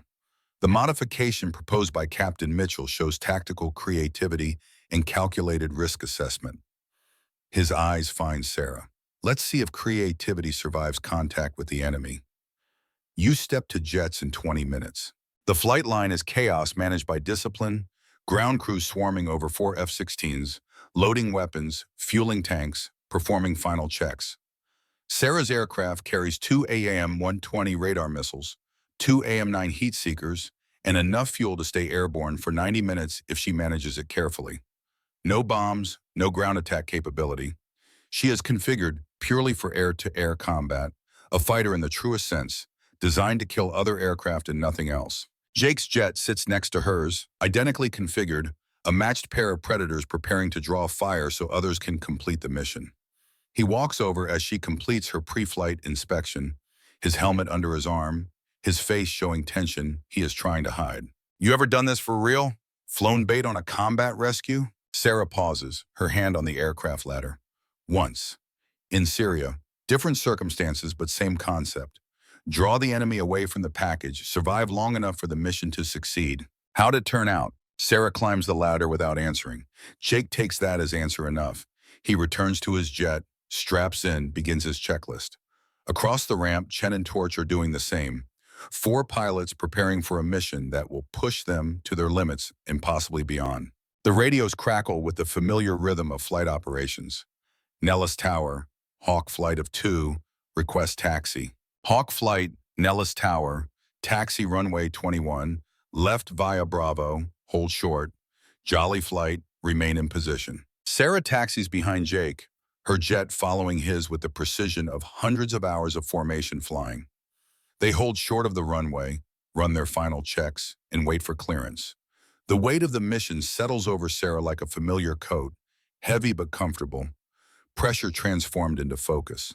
Hawk Flight, you're cleared for takeoff, runway 21 left. Climb to Angels 15, proceed to racetrack north and hold. You'll be released into the working area when Jolly Flight is airborne. Hawk 1, cleared for takeoff. Hawk 2, same. Jake's jet accelerates down the runway, afterburner painting the concrete with heat, shimmer, and violence. Sarah follows 15 seconds later, her takeoff, smooth and powerful, the F-16 leaping into the Nevada sky with enthusiasm that never gets old. She retracts her gear, climbs through 5,000 feet, 10,000 feet, levels at 15,000, and turns toward the holding pattern. Jake's voice comes over the discrete frequency, Hawk 2 joining. Sarah spots him immediately, adjusts her heading to intercept. They join up smoothly, 2 aircraft flying as one, separated by 100 feet and joined by purpose. They fly racetrack patterns at 15,000 feet, waiting for Jolly Flight to launch, waiting for the mission to begin, waiting for the moment when planning transforms into execution and survival becomes the only metric that matters. Hawk Flight, Jolly Flight is airborne. You're cleared to proceed to entry point Alpha. Aggressor forces are active in the area. Expect contact immediately upon entry. Shaw's voice, calm and professional, delivering information that means violence is about to commence. Hawk 1 copies, proceeding to Alpha. Hawk 2, same. They turn east, descend to 10,000 feet, and accelerate to 480 knots. The entry point is 50 miles away, a geographic coordinate that marks the boundary between training airspace and the simulated hostile territory where enemy fighters wait. Sarah checks her radar display, sees nothing yet, but knows that will change the moment they cross the line. Hawk 2, let's talk about how this goes. Jake's voice is steady, but Sarah can hear the tension underneath. We cross Alpha, we light up our radars, we make ourselves obvious. When they take the bait and come after us, we drag them north, away from Jolly's route. We don't need to kill them, just keep them busy. Sarah keys her mic, understood. Stay close, stay fast, and if it goes bad, we abort and run. No heroics. No heroics, Jake repeats. That's ironic coming from you. Sarah does not respond. He is right, of course. Heroics are her specialty, the thing she does when the situation becomes impossible and someone needs to make a sacrifice. But today is not about heroics. Today is about calculated risk and disciplined execution. Today is about proving that her Syria decision was not reckless luck, but repeatable skill.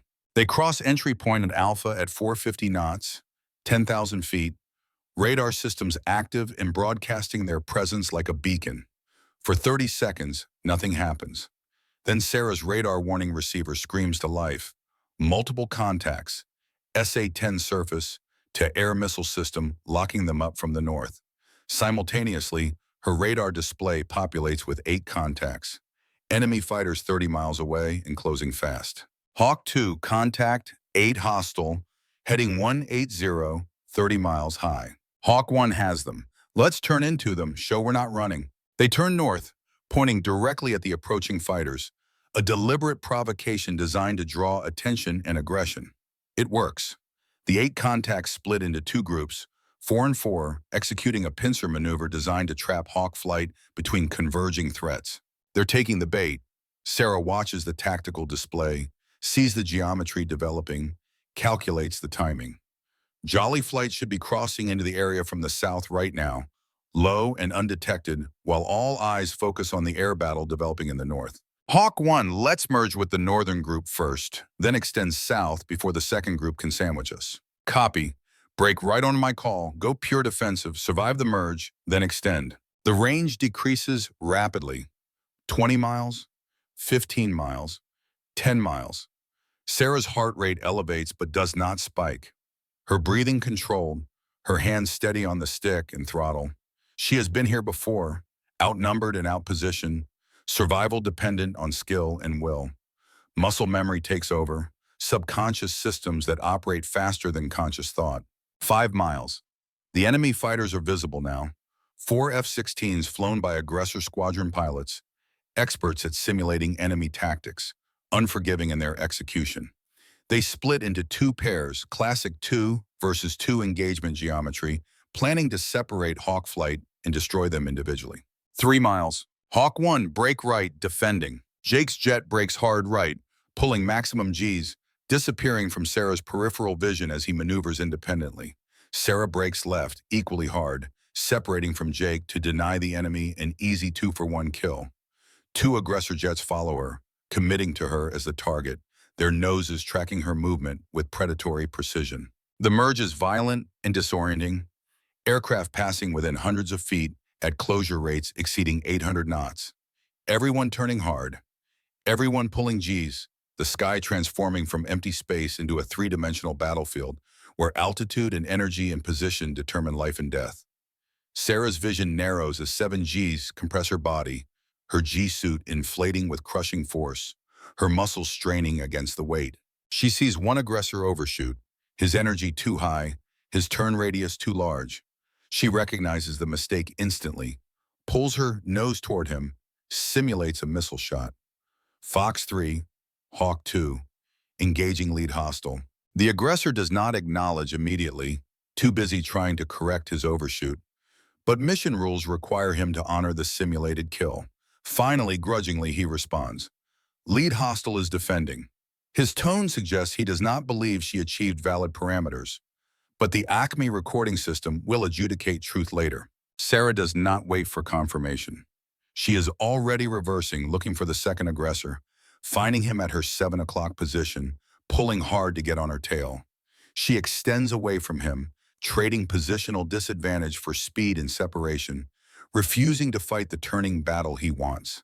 Hawk 1, status. Hawk 2, I'm defensive. 1 bandit on me, extending east. Same 1 bandit extending west. They are separated now, each pilot managing their own fight, unable to support each other, exactly what the enemy wanted.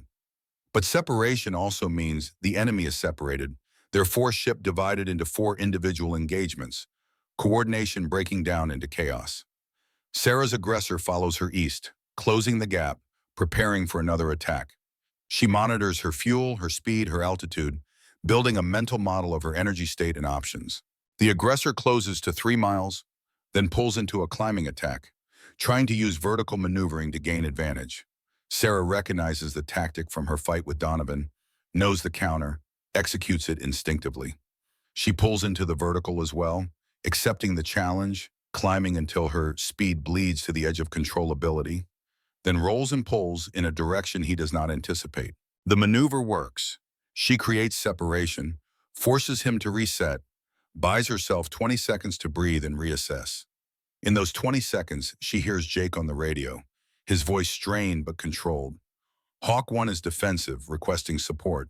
Sarah checks her tactical display, sees Jake 12 miles west, two aggressors on him now, the one she supposedly killed and another who broke off from a different engagement. They are pressing him hard, trying to end his fight quickly so they can collapse on her 2 versus 1. She makes a decision, the kind of decision that separates good pilots from exceptional ones. Instead of continuing her defensive fight, and she turns west toward Jake, accepting increased risk to herself to provide support to her wingman. The aggressor on her tail follows immediately, recognizing her intention, trying to kill her before she can interfere. Hawk 1, Hawk 2 is coming to you from the east, 30 seconds. Copy. I'm extending south, try to bring them back to you. The geometry is complex, 3 aircraft converging from different directions, each trying to maneuver into advantageous position while denying advantage to opponents. Sarah arrives first, her excess speed from the extension giving her momentum. She sees one aggressor behind Jake, pulling lead for a gunshot, ignoring everything except his target focus. Fox 2, Hawk 2 engaging hostile on Hawk 1-6. The aggressor breaks off immediately, forced to defend against Sarah's simulated missile, his gun solution on Jake disappearing. Jake uses the brake to extend away, creating separation, resetting his energy state. But now Sarah has 3 aggressors converging on her position. Jake is separated and unable to support immediately, and her fuel is approaching the point where tactical options begin to narrow. She does what she has done 100 times in training, and once for real when it mattered more than life. She accepts the odds, trusts her skill, and fights. The engagement becomes a blur of motion and violence and precise calculation. Sarah pulls 8 Gs through a level turn, grunts against the crushing weight, keeps her vision focused through force of will. One aggressor overshoots, victim of excess energy and predictable tactics. She simulates a gun kill, he calls off reluctantly. 2 remain, both skilled, both pressing, both operating at the edge of their capabilities. Jake rejoins the fight, coming from an unexpected angle, launching a simulated missile at one of Sarah's pursuers.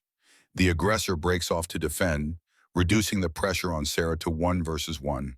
Now the odds are manageable, the geometry solvable, the outcome dependent on skill rather than numbers. Sarah and the remaining aggressor dance through the sky, pulling Gs, reversing, extending, climbing, diving, neither able to achieve dominant position, both too skilled to make critical mistakes. It is beautiful and brutal, a contest of wills conducted at 400 knots, with lives reduced to abstract positions on a mental chessboard. Jolly Flight has the survivor proceeding to extraction point. Chen's voice cuts through the chaos, professional and calm, delivering the information that makes all of Sarah's risk worthwhile. The mission is succeeding. The bait worked. The plan is coming together. Hawk Flight, mission complete, return to base when able. Shaw's voice, authoritative and final, granting permission to disengage. Hawk 1, copy, knocking off. Jake calls his exit from the fight. Hawk 2, knock it off. Sarah follows Jake's lead, breaking away from her aggressor, who honors the call and does not pursue. They join up 5 miles from the fight, 2 aircraft battered by G-forces and stress, but intact and functional. They fly back to Nellis in silence, both processing what just happened, both aware that they accomplished something difficult and important, both too tired to celebrate properly. The landing is routine, the taxi uneventful, the shutdown procedural. Sarah climbs out of her jet slowly, her body protesting every movement, her flight suit soaked through with sweat, her hands shaking slightly from adrenaline crash. The crew chief approaches with water and congratulations. She accepts the former, deflects the latter. Jake appears beside her, his face showing the same exhaustion she feels. That was insane. His voice is rough, abraded by hours of breathing through an oxygen mask and shouting over radio static. We just survived 4 versus 2 at the merge, then 3 on you, then another 2 on me, and somehow we're both still alive. Sarah drinks half the water bottle in one pull. Training is designed to be harder than combat, so when combat comes, it feels manageable. Jake laughs, a sound caught between admiration and disbelief. You really believe that? Sarah meets his eyes. I have to. Because the alternative is admitting that sometimes you just get lucky, and luck is not a training objective. They walk toward the debriefing building together, 2 pilots who entered as strangers and are beginning to understand they might leave as something more. Friends, perhaps, or at least brothers in the way that warriors become brothers, when they trust each other with their lives and that trust is honored. The debriefing room is full when they arrive, Chen and Torch already there, Shaw at the front reviewing Acme data. He looks up as Sarah and Jake enter, his expression unreadable. Sit down, we have a lot to discuss. The next hour is surgery, Shaw dissecting their flight with ruthless precision, identifying every mistake, every missed opportunity, every moment where better coordination could have produced better results. But underneath the criticism, there is respect. They completed the mission. They brought the survivor home. They proved that tactical creativity and calculated risk can succeed when executed by pilots who trust each other and trust themselves. When the debrief ends, Shaw dismisses Chen, Torch, and Jake, but gestures for Sarah to remain. She sits back down, alone with him in the empty room, aware that whatever comes next is significant. Shaw closes the door, returns to the front of the room, and studies her face for a long moment before speaking. I received your file yesterday, the classified portions, the parts that explain where you were between 2019 and 2022. Sarah's expression does not change, but her heartbeat accelerates. She has known this moment would come, has prepared for it, but preparation does not eliminate the fundamental vulnerability of being exposed. Operation Shrike, February 14th, 2019. Syria, Shaw's voice is matter-of-fact, reciting details as if reading from a report. 4-ship strike package, target was ISIS weapons cache, intelligence was wrong, SAM ambush, and you made a choice. You flew directly into the threat envelope, baited 4 missiles to lock on you, evaded 3, got clipped by the 4th, managed to eject at 800 feet in 450 knots, which should have killed you, but didn't. And while you were floating down on a parachute, your 3 wingmen completed the bomb run because you gave them the time they needed. He pauses, lets the weight of those words settle. They nominated you for the Medal of Honor. You declined. They offered you promotion to major and reassignment to a test pilot program. You declined. Instead, you took medical leave for 18 months, then quietly returned to operational flying in a squadron that agreed to bury your record so you could fly without the attention. Sarah says nothing. There is nothing to say. He has the truth. Now the question is what he will do with it. Shaw leans against the desk, crossing his arms. Why are you here, Captain Mitchell? Why come to fighter weapons school when you could have gone anywhere, done anything, written your own ticket based on what you did in Syria? Sarah considers the question, considers all the answers she could give, and chooses the truth. Because someone I cared about died 6 weeks ago. A female pilot who believed the system was changing, who thought she could earn respect through skill, who was wrong. She died because the pilots around her hesitated for 3 seconds when she needed support. And I'm here because I won't let that happen again. I'm here to change the system from inside, to teach the next generation that women don't need to be twice as good to be taken seriously. They just need to be good, and I'm here to prove it. Shaw nods slowly, processing her answer, measuring its sincerity. What you did in Syria was heroic and reckless in equal measure. You saved 3 pilots and nearly killed yourself. That kind of decision-making is admirable in combat and concerning in an instructor, because instructors can't throw themselves into threat envelopes to save students. Instructors have to teach students how to save themselves. Sarah meets his gaze. I understand that, sir, and I'm learning it. Today I didn't sacrifice myself. I fought smart, used Jake as a team, accomplished the mission without unnecessary risk. I can learn, I can adapt. I can be what this program needs. Shaw considers this, then pushes off the desk and walks to the window overlooking the flight line. Tomorrow you have a night low-level mission. Flying 500 feet above ground level, 540 knots, through mountain valleys, in darkness with simulated SAM threats. It's the most dangerous flight of the course. Students have died doing this in the past, back when we flew it for real instead of simulation. He turns to face her. You'll be Jake Harrison's flight lead. He's green on night ops, nervous, likely to make mistakes. Your job is to keep him alive while completing the mission objectives. Can you do that without reverting to your Syria instincts and throwing yourself between him and danger? Yes, sir. Shaw studies her face, searching for doubt or hesitation, finding neither. All right, prove it. Brief is at 1800, flight at 2100. Don't be late. Sarah stands, salutes, turns to leave. At the door, Shaw calls her back. Mitchell, one more thing. She turns. What you're doing here, what you're trying to accomplish, it matters. Not just for female pilots, for all pilots. Because if we can't judge each other based on skill instead of gender or race or any other irrelevant characteristic, then we're not as professional as we claim to be. He pauses. So keep pushing, keep proving, keep changing minds. But don't kill yourself for wanting it.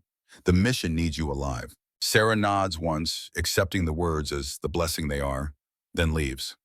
In the hallway, she leans against the wall, lets out a breath she did not know she was holding, feels the weight of Shaw's knowledge settling over her like armor and chains simultaneously. He knows. He understands.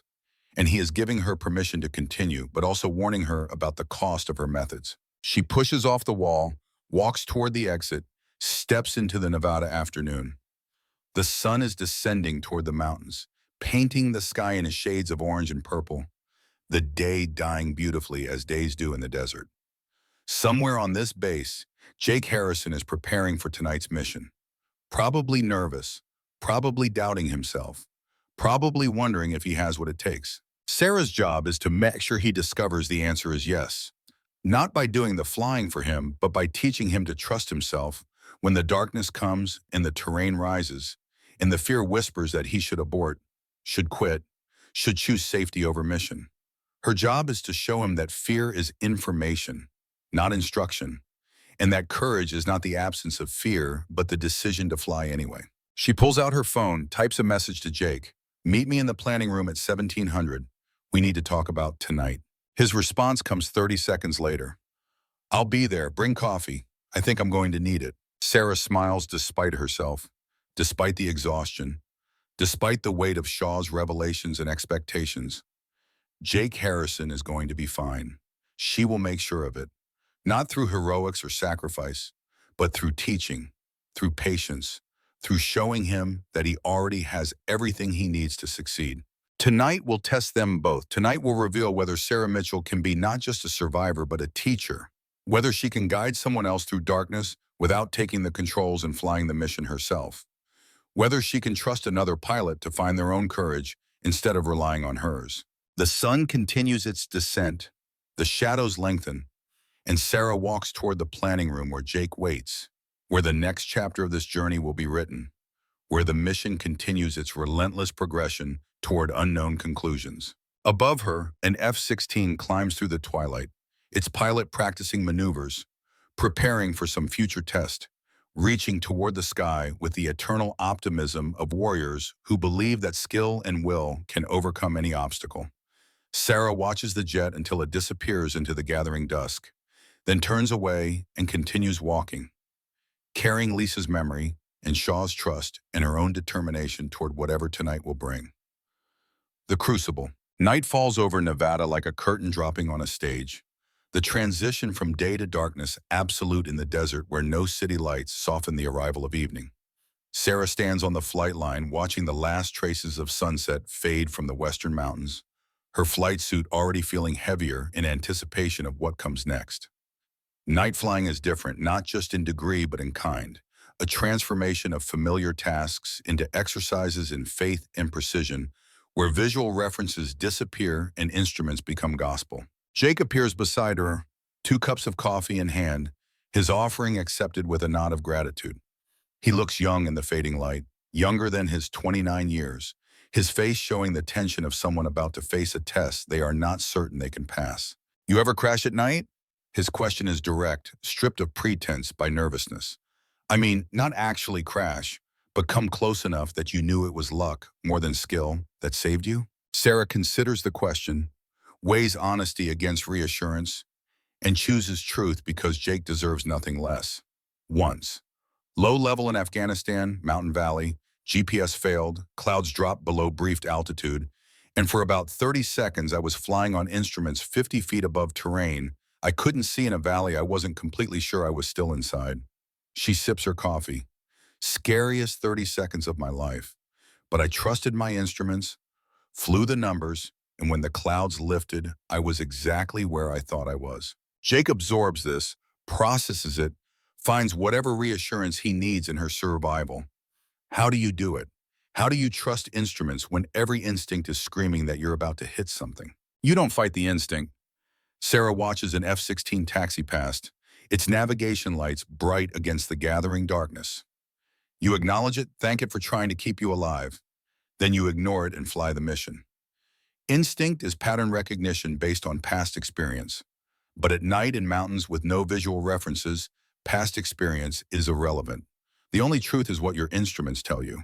That sounds like something a flight instructor would say. Sarah almost smiles. I've been practicing. They walk to the briefing room where the night's mission waits, laid out in charts and frequencies, and carefully calculated routes through terrain that forgives no errors. The room is empty except for Shaw, who stands at the front, reviewing weather data with the focused intensity of someone who has lost students to weather before and carries that weight in everything he does. He looks up as they enter, gestures to chairs. Sit. Let's talk about staying alive tonight. The brief is comprehensive and sobering. They will fly a two-ship low-level route through the Jarbidge Mountains, maintaining 500 feet above ground level at 540 knots, navigating by GPS and radar altimeter through valleys that narrow to less than a mile in places. 3 simulated SAM sites will provide threats, forcing them to maneuver while maintaining altitude and airspeed discipline. The mission duration is 40 minutes from entry point to exit, 40 minutes of sustained concentration where a single mistake transforms into controlled flight into terrain. Shaw displays the route on the monitor, a red line threading through topographic features that look menacing even on a two-dimensional screen. This is the same route we've flown for 20 years. It's killed 2 students in that time, both because they lost situational awareness and descended into terrain. He turns to face them. I don't want to add your names to that list. So here's the deal. If at any point you are uncomfortable, uncertain, or unable to maintain safe parameters, you call knock it off and we climb to altitude. There is zero shame in recognizing your limits.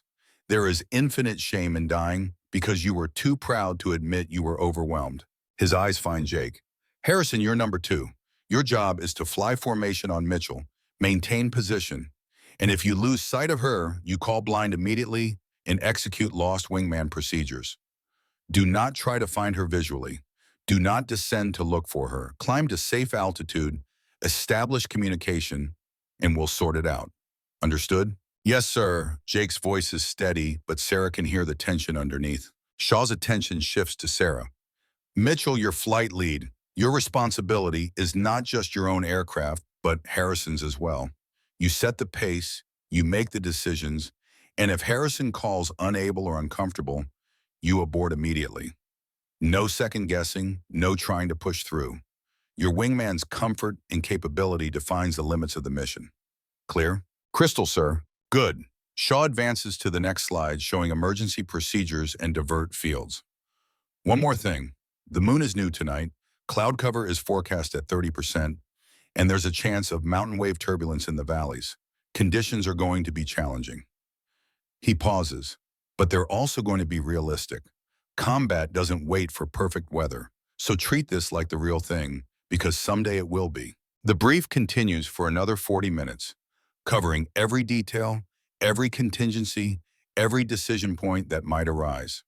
When Shaw finally dismisses them to plan and pre-flight, Sarah's mind is saturated with information, her consciousness overloaded with procedures and frequencies and geographic coordinates that must become muscle memory before wheels leave the ground. Jake lingers as Shaw departs, his face showing the burden of too much knowledge and too little confidence. Sarah, I need to tell you something. I've only done night low level twice before, both in perfect weather with full moon. I'm not sure I'm ready for this. Sarah stops gathering her materials, gives him her full attention. What makes you think I'm ready? I've done it more times, sure, but every time feels like the first time. Every time I strap in for night low level, part of my brain is screaming that this is insane, that humans weren't meant to fly 500 feet above invisible terrain at 9 miles a minute. She leans forward. The difference between ready and not ready isn't whether you feel confident. It's whether you've prepared enough that your training can take over when confidence fails. Jake considers this, searching her face for doubt and finding none. And if my training isn't enough, then I'll be there. Sarah's voice is quiet but absolute. That's what a flight lead does. I'll talk you through it, guide you through it, And if necessary, I'll climb us both to safety and we'll try again another night. But I believe you can do this, Jake. And eventually you're going to believe it too. He nods slowly, gathering courage from her certainty, borrowing confidence until he can manufacture his own. All right, let's go fly. The pre-flight inspection takes on different character at night. Flashlight beams playing across surfaces normally examined in sunlight. Shadows concealing details that must be verified by touch as much as sight. Sarah runs through her checklist with methodical precision, her hands checking what her eyes cannot fully confirm, her mind already shifting into the operational mindset required for the mission ahead. The crew chief, a different airman than the morning shift, approaches with a clipboard and a concerned expression. Ma'am, just want to confirm you're aware of the weather update. Cloud layer dropped to 6,500 feet in the road area, visibility down to 3 miles in haze, winds aloft showing moderate turbulence above 8,000. Sarah reviews the update, calculates its impact on the planned route. They will be below the clouds, flying in the clear air underneath, but terrain clearance becomes even more critical when the ceiling compresses from above. Noted. Thanks for the heads up. The crew chief hesitates. Ma'am, I've been working this line for 6 years. I've seen a lot of students fly this route. Just want to say be careful out there. Mountains don't care how good you are. Sarah meets his eyes, sees genuine concern rather than patronizing caution. I'll bring your jet back in one piece. I know you will, ma'am. Just make sure you bring yourself back too. She climbs into the cockpit, straps in with practiced efficiency, begins the startup sequence that transforms dormant machine into living aircraft. The engine spools up with its familiar whine ascending to roar. Instruments illuminate. Systems come online. Across the ramp, Jake's jet mirrors her actions. 2 fighters preparing to venture into darkness together. The radio check is crisp and professional. Both pilots confirming their equipment functions correctly. Both trying to project confidence they do not entirely feel. Sarah can hear the slight tremor in Jake's voice, the tightness that comes from controlled fear. She does not comment on it, does not call attention to it, simply proceeds with the mission as if everything is routine and unremarkable. Nellis Tower, shadow flight of 2, request taxi. Shadow flight, Nellis Tower, taxi runway 21 left via Alpha, hold short. Be advised winds are 240 at 12 gusting 18. Shadow 1 copies. Shadow 2 same. They taxi through darkness broken only by taxiway lights and the glow of the tower. 2 small islands of illumination in the vast Nevada night. Sarah runs through her final checks, verifies that every switch is positioned correctly, every system responding as designed. Behind her in trail, Jake does the same, his concentration visible in the precise movements of his aircraft. At the hold short line, Sarah completes her before takeoff checklist, then keys her mic for a final communication before committing to the mission. Jake, once we're airborne and heading to the road, I'm going to talk you through what to expect. You're going to see the terrain on your radar, but at night with no moon, it's going to feel like flying into a black hole. Your instruments will tell you where you are and where the ground is. Trust them absolutely. If you start to feel disoriented, tell me immediately. We'll work through it together. Copy. Jake's voice is steadier now, responding to her leadership, finding stability in her certainty. I'm good. Let's do this. Shadow flight. You're cleared for takeoff runway 21 left. Wind 240 at 12, gust to 18. Contact departure on button 4. Shadow 1 cleared for takeoff. Sarah advances the throttle, feels the familiar surge of acceleration, guides the aircraft down the runway centerline by reference to lights that blur past with increasing speed. Rotation is smooth, the jet lifting into darkness, the ground falling away invisible below. She retracts the gear, climbs through 1,000 feet, levels at 5,000, and turns toward the road entry point. Jake joins on her right wing, his position light steady against the black sky, his aircraft maintaining proper formation spacing. They fly together through the night, 2 small sparks of human will and mechanical capability moving through an indifferent universe toward a test that cares nothing for their hopes or fears. Shadow flight. Contact Reveille Control on button 8. Have a safe flight. Shadow 1 copies button 8. The frequency change is routine, but it marks their transition from controlled airspace to the working area where the real mission begins.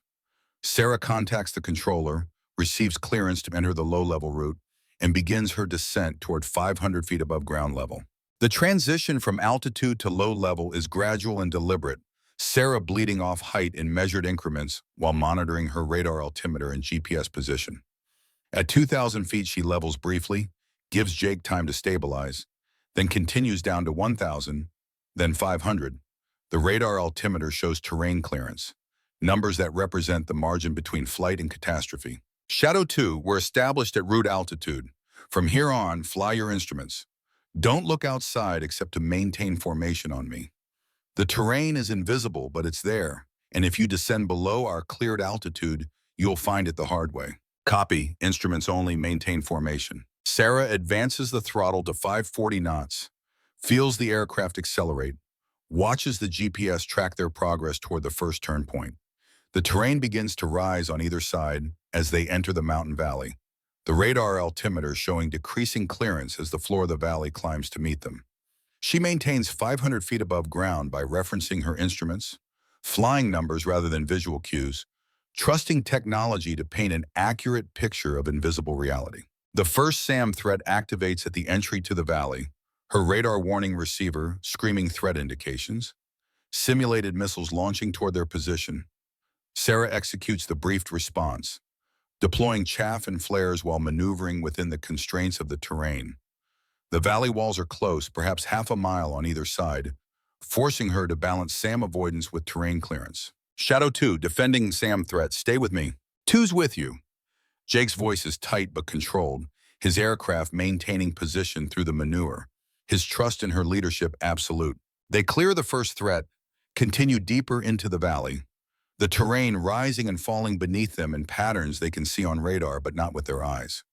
Sarah's scan rate increases, eyes moving between radar altimeter, GPS, attitude indicator, airspeed, constantly building a mental model of their position and energy state.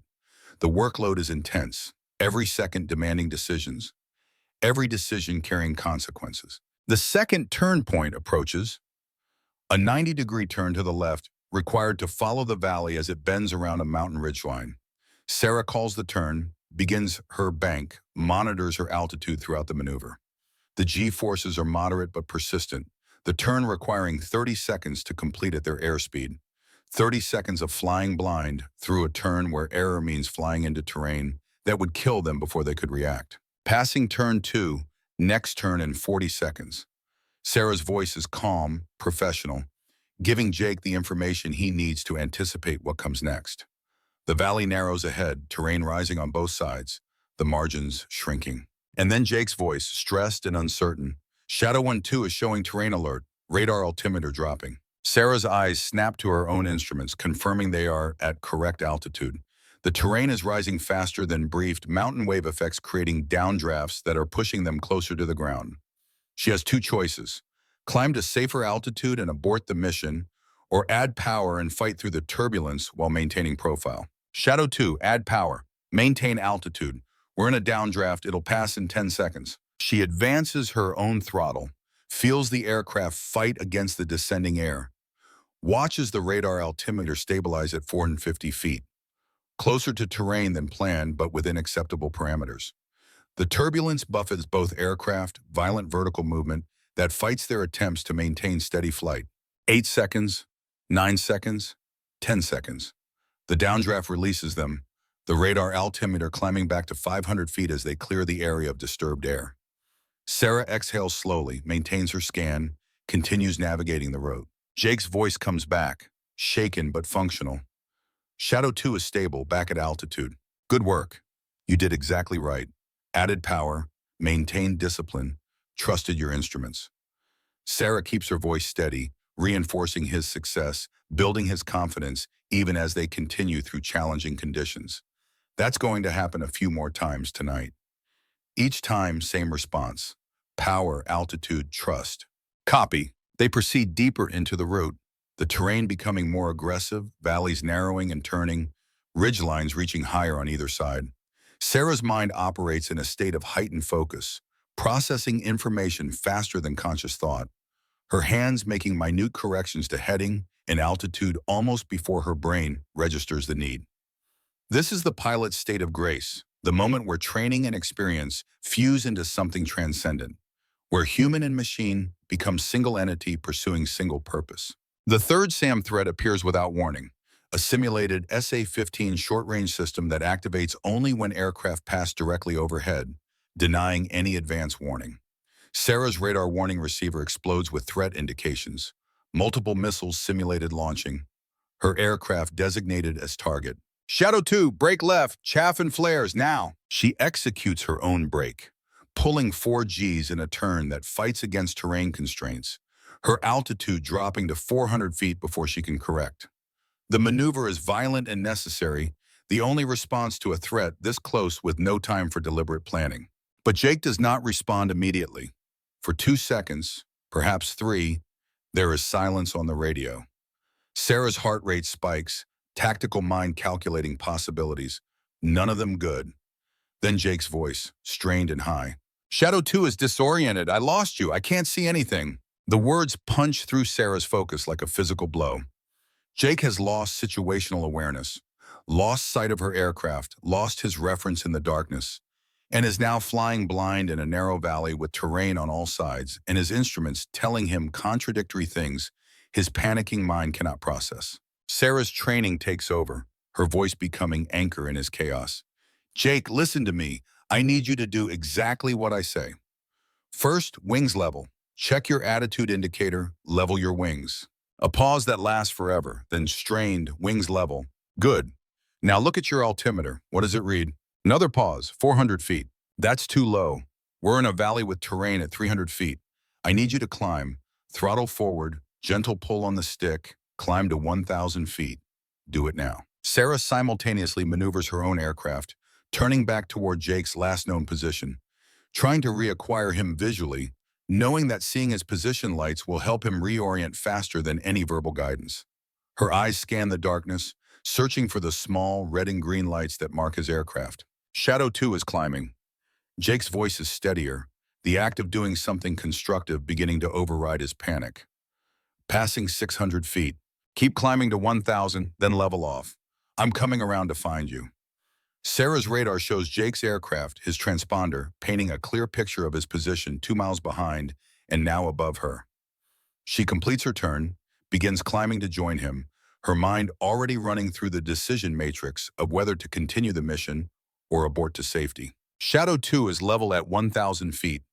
Jake's breathing is audible over the radio, fast and shallow, the signature of someone fighting to regain control. I'm sorry, everything went black and I couldn't tell which way was up and I panicked. Sarah acquires his position lights, sees his aircraft stabilized in the distance, approaches to join formation. You did exactly right. The moment you were disoriented, you told me. That's what wingmen do. They communicate, they trust their flight lead, and they work the problem. She slides into position on his wing, her aircraft steady and solid, a visual reference he can use to rebuild his situational awareness. I've got you now. You're safe. The relief in Jake's voice is audible. I see you. I'm with you. Sarah makes her decision, the one Shaw prepared her to make without hesitation or second guessing. Shadow 2, we're going to climb to 10,000 feet and exit the route. This is not a failure. This is tactical decision-making based on current conditions. We got good training, we learned something important, and we're going to live to fly another day. She expects protest, expects Jake to want to push through, to prove he can overcome his fear. Instead, his response is immediate and grateful. Copy, climbing to 10,000. They climb together, rising out of the dark valleys into clearer air above, leaving behind the low-level route and the dangers it presented. At 10,000 feet, Sarah levels off, establishes them on a heading back to Nellis, and keys her mic for the call she knows Shaw is waiting for. Reveille Control, Shadow 1 by him. We're aborting the low-level route due to wingman disorientation, climbing to 10,000 feet, requesting vectors direct to Nellis. Man, requesting The controller's response is professional and unsurprised.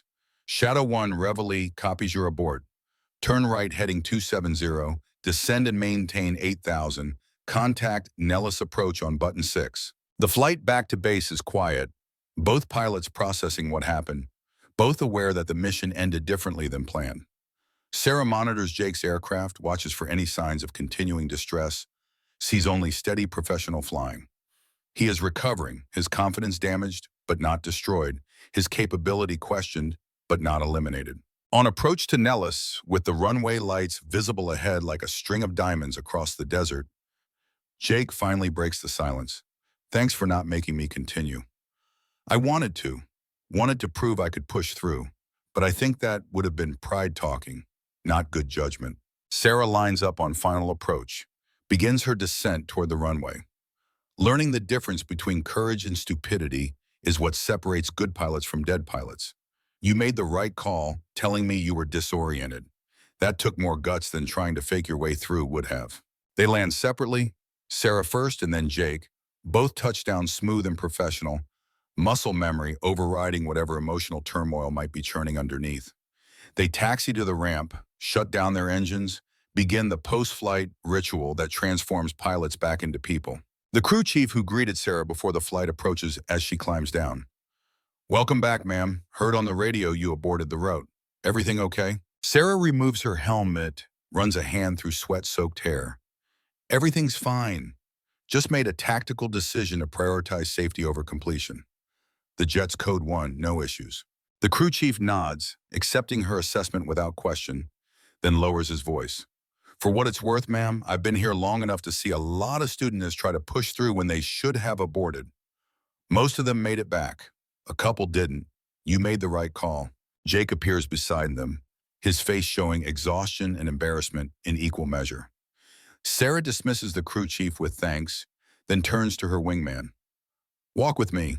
They move away from the aircraft, away from the ground crews and other students, into the relative privacy of the darkened flight line.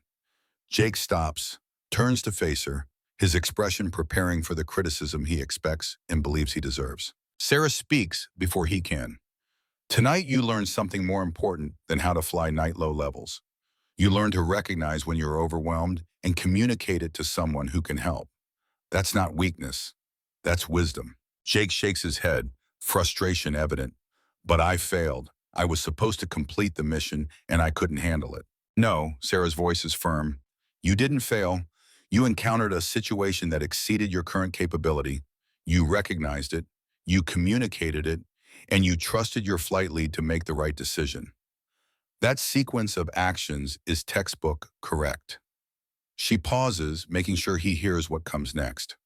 "The failure would have been staying quiet, pretending you were fine, and flying into terrain because you were too proud to admit you needed help." Jake absorbs this, his perspective slowly shifting, reframing what happened from failure to learning experience. "What happens now? Do I get eliminated from the course?" Sarah starts walking toward the debriefing building, Jake falling into step beside her. "That's not my decision, but I'll tell you what I'm going to tell Shaw. I'm going to tell him you demonstrated judgment, communication, and trust. 3 essential qualities for an instructor pilot.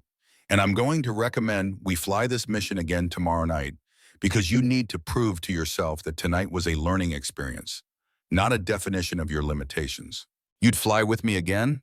After I nearly got us both killed?" "You didn't nearly get us killed." Sarah stops at the building entrance, faces him directly. "You got disoriented, which can happen to anyone in those conditions. The difference between a close call and a disaster is what you do when disorientation happens. You did the right thing. Now you need to do it again, successfully, so the memory of tonight doesn't become a psychological barrier." Jake nods slowly, finding resolve in her confidence. "Okay, tomorrow night. I'll be ready." "I know you will." The debriefing with Shaw is comprehensive and surprisingly positive. He reviews the Acme data, examines the point where Jake became disoriented, analyzes Sarah's decision to abort, and delivers his assessment without judgment or criticism. "Harrison, you encountered vertigo induced by spatial disorientation in conditions of zero visual reference. It happens. It's happened to me. It's happened to every pilot who's flown long enough in challenging conditions." Shaw leans back in his chair. "The question isn't whether it happens. The question is whether you have the discipline to recognize it and the courage to admit it. Tonight you demonstrated both." Jake's relief is visible. "So I'm not eliminated?" Shaw almost smiles. "Eliminated? For making a tactically sound decision in accordance with your training? No, but you are going to fly this route again tomorrow night with Mitchell as your lead. And you're going to complete it successfully because I know you can, and you need to know you can." Yes, sir. Jake's voice carries determination. I'll be ready. Shaw's attention shifts to Sarah. Mitchell, your performance tonight as flight lead was exactly what we're looking for in an instructor. You recognized your wingman's situation, provided immediate guidance, made the abort decision without hesitation, and brought both aircraft home safely. He pauses. That's harder than completing the mission would have been. Continuing is easy. Aborting requires judgment and humility. You demonstrated both. The praise lands heavily, unexpected and therefore more powerful. Sarah nods acknowledgement, uncomfortable with commendation but recognizing its sincerity. One more thing. Shaw stands, walks to the window overlooking the now dark flight line. Tomorrow is week 3 elimination. We're cutting from 10 students to 8. He turns back to face them. Neither of you needs to worry about that. You're both solid performers who have demonstrated the qualities we're looking for. But I want you to understand something. The students who get eliminated aren't failures. They're good pilots who aren't ready for this level yet. Maybe they'll come back in a few years. Maybe they'll be successful in other roles. But right now, this isn't their time. He dismisses them with a final instruction to get rest and prepare for tomorrow. Sarah and Jake walk out together into the Nevada night, the air cool after the heat of the day, the stars brilliant in their desert clarity. They stand for a moment in silence, two pilots bonded by shared danger and mutual trust, their relationship transformed from acquaintance to something deeper. You saved my life tonight. Jake's voice is quiet but absolute. If you hadn't talked me through it, I would have panicked completely and augured in. Sarah considers denying it, deflecting the gratitude, but chooses honesty instead. Maybe. Or maybe you would have figured it out on your own. Either way, that's what flight leads do. We look out for our wingmen, and tomorrow night, you're going to complete that route and prove you can look out for yourself. Jake extends his hand. Thank you, Sarah, for trusting me even when I didn't trust myself. She takes his hand, their grip firm and brief, a warrior's handshake carrying weight beyond words. Get some sleep, Jake. Tomorrow we fly again. He nods, releases her hand, walks toward his quarters. Sarah watches him go, then turns her attention to the sky, to the stars that have witnessed humanity's attempts at flight for barely more than a century. Cosmic eye blinks in stellar timescales. Somewhere up there, beyond the atmosphere and gravity and all the forces that try to keep humans earthbound, Lisa Brennan exists as memory and inspiration, her death demanding purpose, her life requiring honor. Tomorrow they will fly again. Tomorrow Jake will conquer his fear and complete the mission he could not complete tonight. Tomorrow the course will continue its relentless progression toward unknown conclusions. But tonight, Sarah Mitchell has learned something fundamental about teaching that Syria never taught her about surviving. That sometimes the greatest victory is not completing the mission yourself, but helping someone else discover they have the strength to complete it. She pulls out her phone, composes a message to General Brennan. 3 words: teaching, not fighting. His response arrives instantly, as if he has been waiting for her to realize this truth. Now you understand. Sarah reads the message twice, absorbs its meaning, feels something shift inside her consciousness. The warrior who flew into SAM envelopes to save others is learning to teach others how to save themselves. The survivor who believed her value came from self-sacrifice is discovering that true impact comes from multiplication, from creating other warriors who will carry the mission forward when she is gone. The transformation is not complete. Perhaps it never will be. But tonight, standing under stars that care nothing for human struggles and dreams, Sarah Mitchell takes another step away from the pilot she was and toward the instructor she is becoming. Tomorrow will bring new tests, new challenges, new opportunities to prove that change is possible and growth is real, and that even warriors forged in fire can learn to build instead of simply survive. She turns away from the sky, walks toward her quarters, carries the weight of the night and the promise of tomorrow toward whatever rest she can find. Behind her, the flight line sits quiet and dark, the jets sleeping in their revetments, waiting for dawn when the mission continues and the sky calls again with its eternal invitation to rise. Legacy. The 6th week arrives with the weight of finality, the knowledge that 6 weeks of testing and training and transformation are converging toward a single point where success and failure will be defined with bureaucratic permanence. 4 students remain from the original 12: Sarah Mitchell, Jake Harrison, Amy Chen, and David Reynolds. 4 warriors who have survived elimination after elimination, who have flown missions that push them beyond what they believe possible, who have learned that being good is insufficient when excellence is the standard. Lieutenant Colonel Shaw gathers them in the briefing room one final time, his expression carrying gravitas that needs no amplification through dramatic pronouncement. You 4 are the best of your generation. Over the past 6 weeks, you have demonstrated tactical brilliance, physical courage, and the judgment required to teach others. His eyes move across each face, acknowledging them individually. But there is one final test, one mission that will determine whether you graduate as instructor pilots or return to your units having come close but fallen short. He activates the display behind him, showing a tactical scenario of breathtaking complexity. A downed pilot deep in hostile territory, multiple SAM threats creating overlapping engagement envelopes, 8 enemy fighters providing air cover, weather marginal with low clouds and restricted visibility, time limit of 2 hours from wheels up until enemy ground forces capture the survivor, and one final constraint that makes the mission nearly impossible. You have only your 4 aircraft, no additional support, no C-8 suppression, no fighter sweep to clear the airspace. Just you, your skills, your training, and your trust in each other. Shaw pauses to let the magnitude sink in. This is the hardest mission we have ever designed for a final evaluation. In 30 years of running this course, only 2 classes have succeeded. The most recent was 2019. Sarah's breath catches imperceptibly.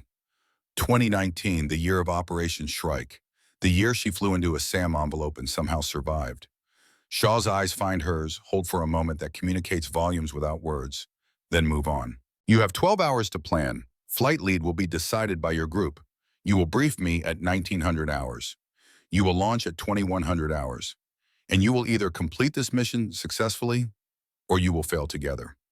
He leans forward, hands on the podium. There is no partial credit, no individual grades. You succeed as a team or you fail as a team.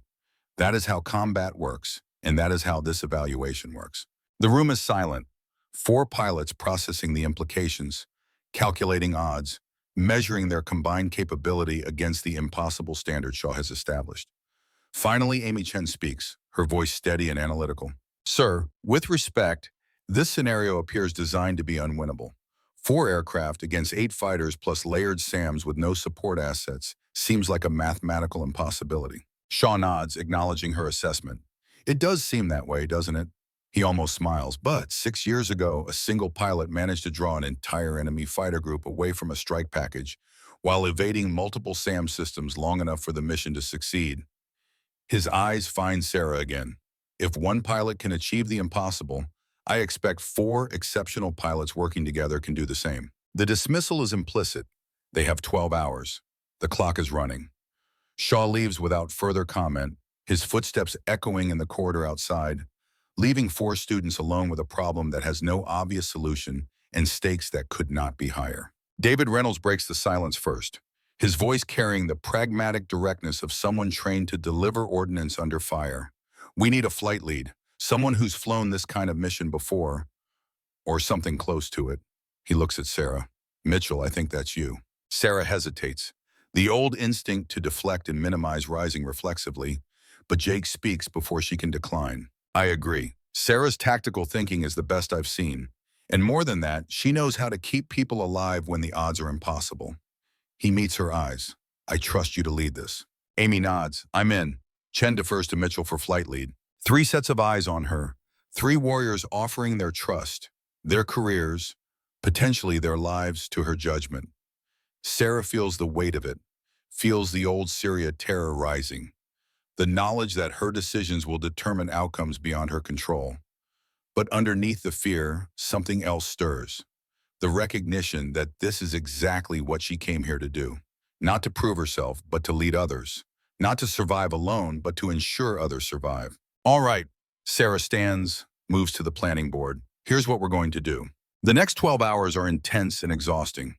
4 minds attacking the problem from every angle, discarding approaches that fail tactical analysis, refining concepts that show promise, slowly building a plan that transforms impossible into merely improbable. Sarah leads the process with quiet authority, drawing out ideas from her team, challenging assumptions, forcing them to think beyond doctrine and into the realm of creative warfare. The plan that emerges is audacious and elegant, built on deception and timing and absolute trust. They will split into two elements, Alpha and Bravo. Alpha Flight, Sarah and Jake, will approach from the north, high and visible, drawing enemy fighters and SAM attention. Bravo Flight, Amy and Torch, will approach from the south, low and fast, penetrating the defenses while the enemy is focused elsewhere. Alpha will engage the fighters, keep them busy, survive long enough for Bravo to extract the survivor and escape. Then Alpha will disengage and run for home. It is fundamentally the same strategy Sarah employed in Syria, scaled up and refined by the tactical input of three other brilliant minds. The difference is that in Syria, she flew alone, made decisions unilaterally, accepted risk without consulting others. Tonight, she is part of a team, and every element of the plan reflects collective wisdom rather than individual heroics. Jake voices the concern they are all thinking. Alpha Flight is going to be outnumbered 4-1, at least initially. That's suicide odds unless we fly perfectly. Sarah meets his gaze. We're not going to fly perfectly. We're going to fly smart. We're going to use their numbers against them, force them to deconflict, create situations where they can't all engage simultaneously. She sketches a diagram on the board, and we're not going to try to kill them. We're just going to survive long enough for Bravo to complete the mission. Amy studies the timeline, calculating fuel and distances and weapons employment. Bravo will need 18 minutes from entry to extraction to exit. Can Alpha hold for 18 minutes against 8 fighters? Sarah considers running mental simulations, drawing on memories of Syria when she held longer against worse odds. Yes, if we're disciplined, if we manage our energy correctly, if we don't make mistakes. Her voice is certain but honest. It won't be easy, but it's doable. Torch leans back in his chair, arms crossed, expression thoughtful. This whole plan hinges on trust.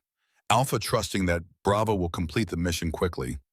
Bravo trusting that Alpha will survive long enough to give us time. And all of us trusting Sarah to make the right calls when things inevitably go sideways. He is right, of course.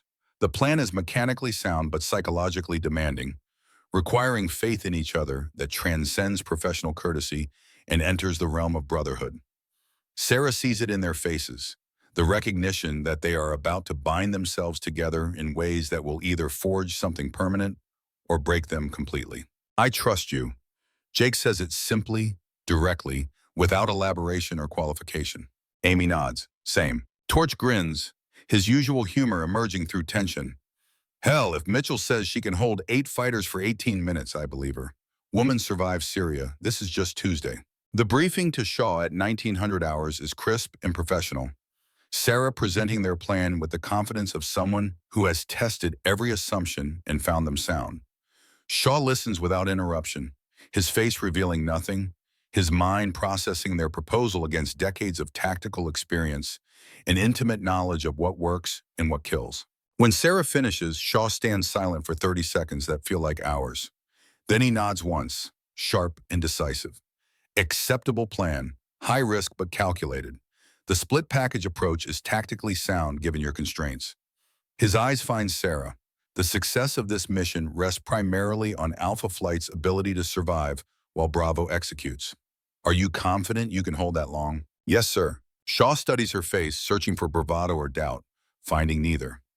Good. Because if Alpha goes down early, Bravo will be forced to abort and the mission fails. The pressure on you two will be extraordinary. He shifts his attention to Amy and Torch. And the pressure on Bravo will be equally intense. You'll be racing against the clock with zero margin for error. Any delay, any mistake, and Alpha runs out of time and fuel. We understand, sir. Amy's voice carries the calm of someone who has made peace with the difficulty ahead. Then you're cleared to execute. Shaw moves toward the door, pauses, turns back. One more thing. Regardless of how tonight goes, you 4 have already proven yourselves worthy of the patch. You've shown judgment, courage, and tactical brilliance. So fly this mission knowing that you've already succeeded in the ways that matter most. Tonight is just verification of what I already know. His rare smile appears briefly. Go show me what you can do. The flight line at dusk is beautiful and terrible. 4 F-16s sitting in perfect alignment, armed and fueled and waiting for pilots to bring them to life. Sarah walks the line slowly, running her hand along each aircraft's fuselage, a ritual of connection between human and machine. These jets will carry them through the mission ahead, will respond to their commands, will fight against physics and enemy intent to keep them alive. They deserve acknowledgement. Jake appears beside her, his flight suit already darkened with nervous sweat despite the cooling evening air. You ready for this? Sarah considers lying, offering false confidence, but gives him truth instead. I'm terrified, same as I was in Syria, same as I am every time the stakes get real. But being terrified doesn't mean being incapable. It just means understanding what we're about to do. Jake nods slowly, finding comfort in her honesty. How do you think it'll go? Honestly, we're going to get our asses kicked for about 12 minutes. We're going to pull G's until we can't see straight. We're going to burn fuel faster than planned. We're going to make mistakes and recover from them and make different mistakes. She looks at him directly. And we're going to survive because we're better than they expect, and we're not alone. The pre-flight checks are automatic, hands moving through procedures while minds focus on the mission ahead. Sarah straps into her jet with the familiar sensation of armor settling over vulnerability, the cockpit transforming from cramped space into sanctuary. She runs through her checklist with methodical precision, each switch position verified, each system tested, the aircraft awakening under her attention. The radio check is brief and professional, 4 pilots confirming their equipment and their resolve. The taxi to the runway is surreal, darkness gathering, stars emerging, the boundary between day and night blurring into the ambiguous transition where missions begin and fates are decided. Nellis Tower, Warhawk Flight of 4, request takeoff clearance. Warhawk Flight, Nellis Tower, you're cleared for takeoff, runway 21 left. Winds 230 at 8 knots. Good hunting. Sarah advances her throttle, feels the familiar surge, guides her aircraft down the runway and into the air. Behind her, Jake follows, then Amy, then Torch, 4 aircraft climbing into the Nevada twilight in trail formation, silhouettes against the sky painted in shades of purple and orange and infinite possibility. They climb to 15,000 feet, split into their pre-planned elements, Alpha turning north while Bravo turns south, the separation both tactical and symbolic.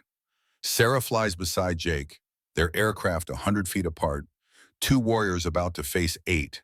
Their survival dependent on skill and luck in the bond they have forged through 6 weeks of shared trials. Alpha flight is established, heading 360, Angels 15. Sarah's voice is steady, professional, revealing nothing of the adrenaline beginning to flood her system. Bravo flight established, heading 180, descending to Angels 5. Amy's voice equally controlled, equally focused. The entry point approaches, a geographic coordinate that marks the boundary between safe training airspace and the simulated combat zone where enemy forces wait. Sarah checks her systems one final time, ensures her radar is active and broadcasting, her weapons simulated and ready, her fuel sufficient for the mission profile with narrow margins. Alpha flight is crossing the line in 30 seconds. Sarah glances at Jake's aircraft, sees his position lights, steady and perfect, draws strength from his presence. Remember, we're not trying to win, we're just trying to survive. Use the vertical, manage your energy, and stay close enough that we can support each other. Copy. Jake's voice carries tension but also resolve. Let's do this. They cross the entry point at 480 knots, their radar emissions lighting them up on enemy scopes like beacons announcing their presence. For 10 seconds, nothing happens. Then Sarah's radar warning receiver explodes with threat indications, SA-10 and SA-15 SAM systems locking them up from multiple directions, and her radar display populates with 8 contacts climbing to intercept from below. Alpha 2, contact 8, hostile, low, heading north. They're coming for us. Alpha 1 has them. Jake's voice is tight but functional. Looks like we got their attention. The 8 enemy fighters split into 2 groups, executing a complex pincer maneuver designed to trap Alpha flight between converging threats. Sarah recognizes the geometry, has defended against similar tactics, knows the counter. She does not panic or hesitate, simply executes the plan they briefed. Alpha flight, split on my mark. I'll take the eastern group. You take the Western group. Engage, survive, extend. Mark. She breaks hard right, pulling 6 Gs, her vision narrowing as blood drains from her head toward her feet. The G-suit inflates with crushing force. Her muscles strain against the weight, her grunts forced from her lungs by the anti-G straining maneuver she has practiced 10,000 times.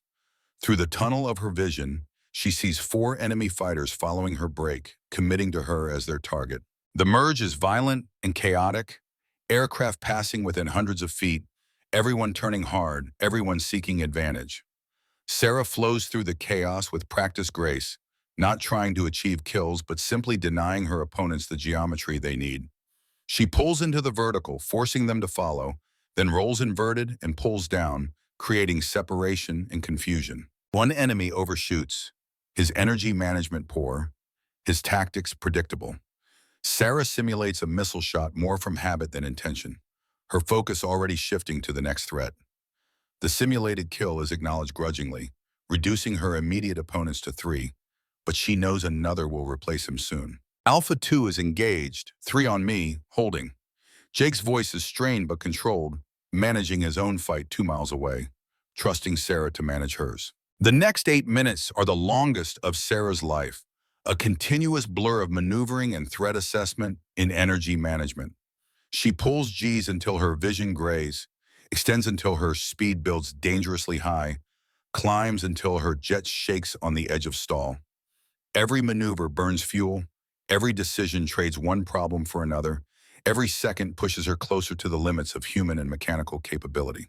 The SAM threats activate periodically, forcing additional maneuvering, burning additional fuel, adding layers of complexity to an already impossible situation. Sarah defends against each threat with minimal movement, economy of action driven by awareness that every excess maneuver shortens her survival time. Alpha 2, status, she gasps the question between grunts, her breathing labored, her body screaming from sustained G-forces. Alpha 2 is defensive, fuel at 40%, still holding. Jake sounds exhausted but alive, still fighting, still functional. Sarah checks her own fuel, 35%. They briefed a minimum of 25% to make it home, which gives her 10% margin, perhaps 6 minutes of continued maneuvering before she must disengage or risk flameout on the way back to base. Bravo flight, Alpha lead, status. She forces the words out while pulling 7 Gs through a climbing turn. Bravo has the survivor, proceeding to extraction point, 5 minutes to exit. Amy's voice is professional and hurried, accomplishing the mission while Sarah and Jake die slowly in the sky 50 miles north. 5 minutes. Sarah pulls through another reversal, denies another gun solution, burns more fuel she cannot spare. 5 more minutes of surviving 4-on-1 odds with depleting energy and accumulating fatigue and the knowledge that one mistake will cascade into failure. A new enemy fighter enters her fight, replacing the one she killed earlier, returning the odds to 4-on-1. They are coordinating better now, learning her patterns, adjusting their tactics to counter her movements. She recognizes the shift, understands she is running out of tricks, approaching the moment where skill becomes insufficient and luck becomes the deciding factor. Alpha 2, I'm getting low on gas. Need to start thinking about egress. Jake's voice carries the strain of someone who has been fighting at maximum intensity for 13 minutes, whose body is approaching physiological limits. Sarah checks her own fuel, 28%, below the planned minimum, entering the danger zone where mathematical calculations about fuel consumption versus distance become prayers and hopes. Hold for 2 more minutes. Bravo needs 2 more minutes. She pulls through another engagement, extends away from 3 fighters who pursue with deadly patience, climbs to build energy, dives to create separation. The maneuvers are becoming repetitive. Her tactical creativity exhausted, her options narrowing to a shrinking set of choices between bad and worse. And then, miracle or curse or simple mathematics catching up with hubris, her situation deteriorates catastrophically. 2 enemy fighters execute a perfect bracket maneuver, one high and one low, forcing her to choose which threat to defend against while leaving herself vulnerable to the other. She chooses the low threat, pulls down to avoid his gun solution, and in doing so gives the high fighter perfect positioning. Alpha lead is spiked, defending. Her voice is calm despite the crisis, years of training overriding panic. The high fighter is tracking her, his nose pulling lead, his gun solution developing. She has 3 seconds before he achieves valid parameters, 3 seconds to do something unexpected or accept simulated death. Muscle memory takes over. Syria tactics emerging from the place where training and survival instinct merge. She pulls her throttle to idle, extends her speed brakes, creates massive drag that slows her aircraft dramatically. The enemy fighter overshoots, his closure rate too high, his positioning suddenly disadvantaged. Sarah reverses, points her nose at him, simulates a gun kill that honor demands he acknowledge. But the reversal costs her. Her airspeed is now too low, her energy state depleted, her altitude insufficient to regain what she lost. The other three fighters recognize her vulnerability, converge from multiple directions, pressing their advantage with professional ruthlessness. Alpha lead is in trouble, fuel at 22%, energy depleted, three bandits converging. Sarah announces her situation clinically, providing information Jake needs to make his own decisions. She is going to die here, simulated death, but death nonetheless, her mission ending in failure, because she stayed too long, fought too hard, believed she could defy mathematics with skill. Bravo flight is clear, survivor extracted, proceeding to exit. Amy's voice cuts through Sarah's consciousness like salvation. Mission complete, Alpha flight.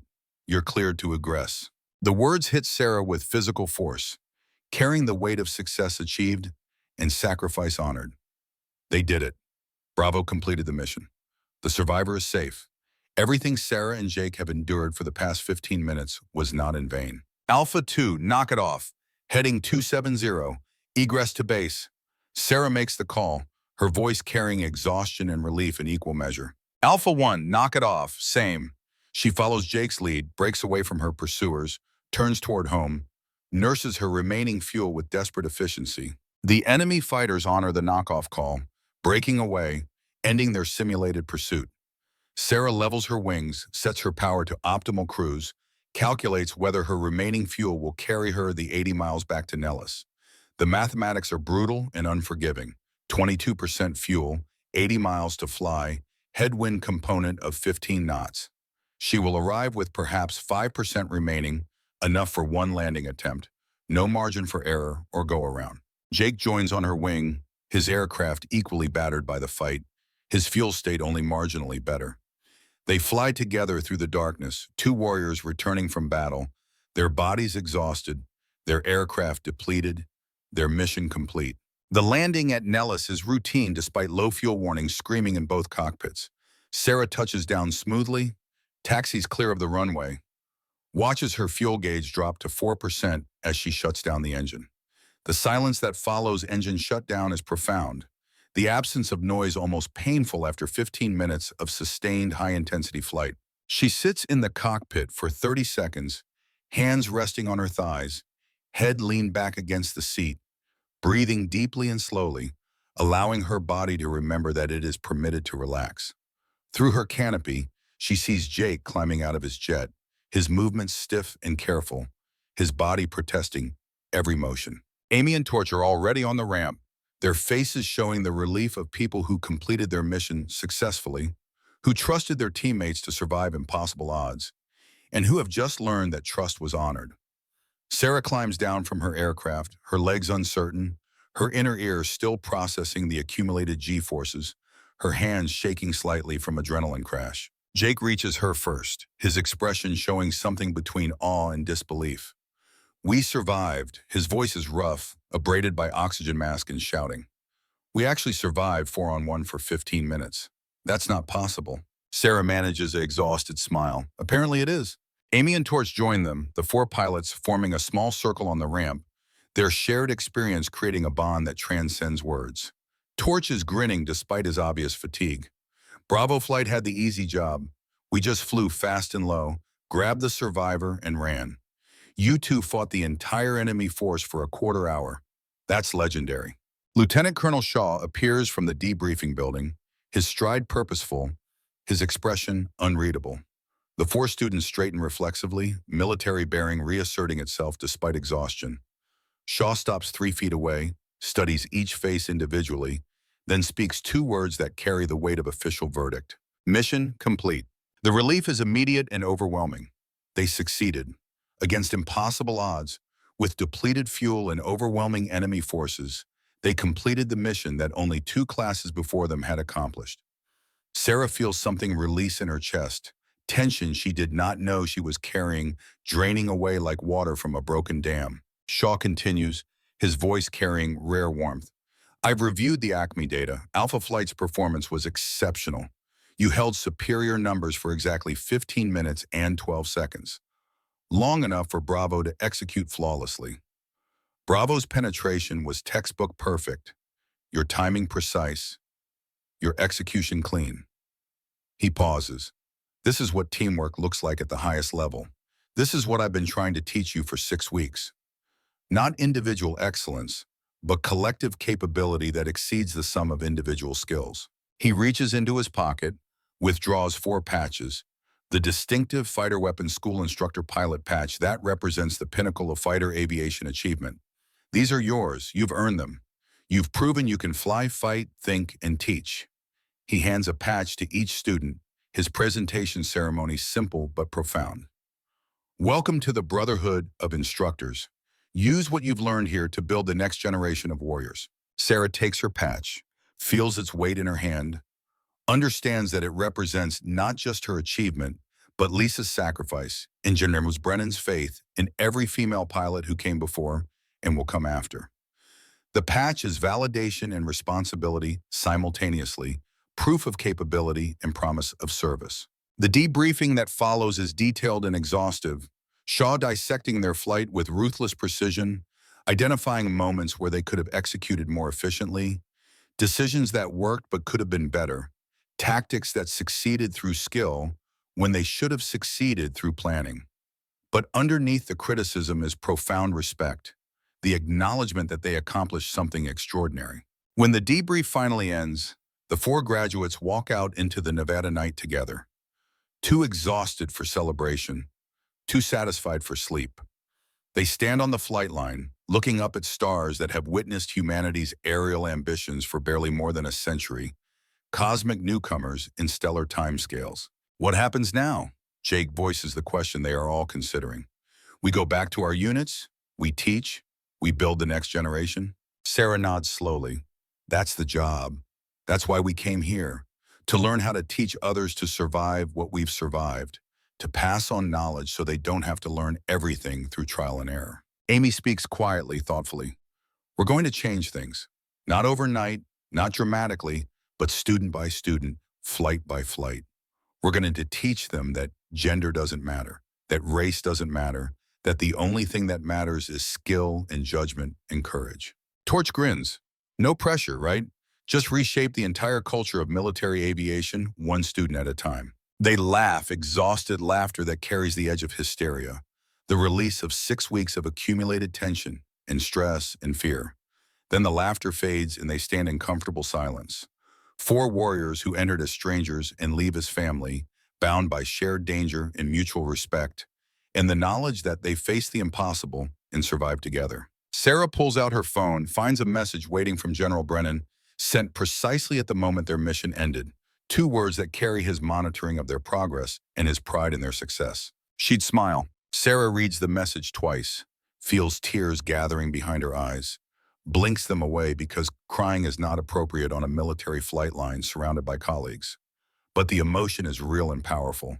The knowledge that Lisa Brennan's death has achieved meaning through Sarah's success, that sacrifice has been honored through service. She types a response, 4 words that carry promise and commitment. I'll make you proud. The response comes immediately. You already have. 30 days later, Sarah stands in dress blues before a different audience, a conference room at the Pentagon where senior leadership gathers to discuss the future of fighter aviation. General Brennan sits in the front row, his face composed but his eyes showing pride he cannot quite conceal. Beside him sits a female lieutenant colonel, call sign Phoenix, who washed out of fighter weapons school 3 years ago and has just been selected to return. Sarah presents her proposal, a comprehensive reform program for instructor training that emphasizes mentorship over hazing, competence over conformity, Objective evaluation over subjective bias. She presents data from her class, shows how teamwork outperformed individual excellence, demonstrates that diversity of thought produces tactical innovation. The generals listen with varying degrees of receptiveness, some nodding agreement, others skeptical, all processing her words through filters of experience and prejudice and institutional inertia. When she finishes, the questions begin, some hostile, some curious, all testing whether her ideas can survive scrutiny. She answers each question with calm professionalism. Her confidence earned through 6 weeks of proving herself in the most demanding environment imaginable. She does not argue or lecture, simply presents evidence and allows facts to speak for themselves. When the briefing ends, the senior general in attendance, a 4-star with 40 years of service, stands and addresses the room. Captain Mitchell has presented compelling evidence that our current instructor training methods, while effective, can be improved. I'm directing Fighter Weapons School to implement her recommendations on a trial basis for the next 2 courses. He turns to Sarah. Captain, you'll return to Nellis as the program lead for this initiative. You'll have authority to make changes and measure results. Prove your theory works. Sarah salutes. Yes, sir, I will. General Brennan approaches as the room empties, his hand extended, his smile genuine. Lisa would be incredibly proud of what you've accomplished. You've turned tragedy into progress, death into life, sacrifice into service. Sarah takes his hand, holds it briefly. I couldn't have done it without your faith, sir, without believing that change was possible. Change is always possible, Captain. The question is whether we have the courage to pursue it. He releases her hand. You've demonstrated that courage. Now teach others to do the same. 6 months later, Sarah stands on the Nellis flight line watching a new class of fighter weapons school students taxi for their first flights. Among them is Lieutenant Rodriguez, 24 years old, the first female pilot in this class, her face showing determination and fear in equal measure. Sarah remembers that feeling, remembers being the outsider, remembers wondering if she belonged. She walks to Rodriguez's aircraft, signals the crew chief to hold shutdown for a moment, catches the young pilot's attention. Rodriguez looks down from her cockpit, surprise evident even through her helmet and visor. Sarah speaks loud enough to be heard over engine noise. You belong here, Lieutenant, not because I say so, but because you earned it. Fly your flight, trust your training, and remember that everyone up there is just as nervous as you are. They just hide it better. Rodriguez nods, understanding, something shifting in her posture, confidence replacing uncertainty. Sarah steps back, renders a brief salute, watches the young pilot taxi away toward her future. Jake appears beside her, now wearing his own instructor patch, his transition to teaching complete. You going soft on us, giving pep talks to students? Sarah watches Rodriguez's jet disappear toward the runway. Not soft, just passing on what someone once told me. That fear is information, not instruction, and that the only failure is not trying. They stand together watching the new students take flight, their jets climbing into the brilliant Nevada sky, silver specks against infinite blue.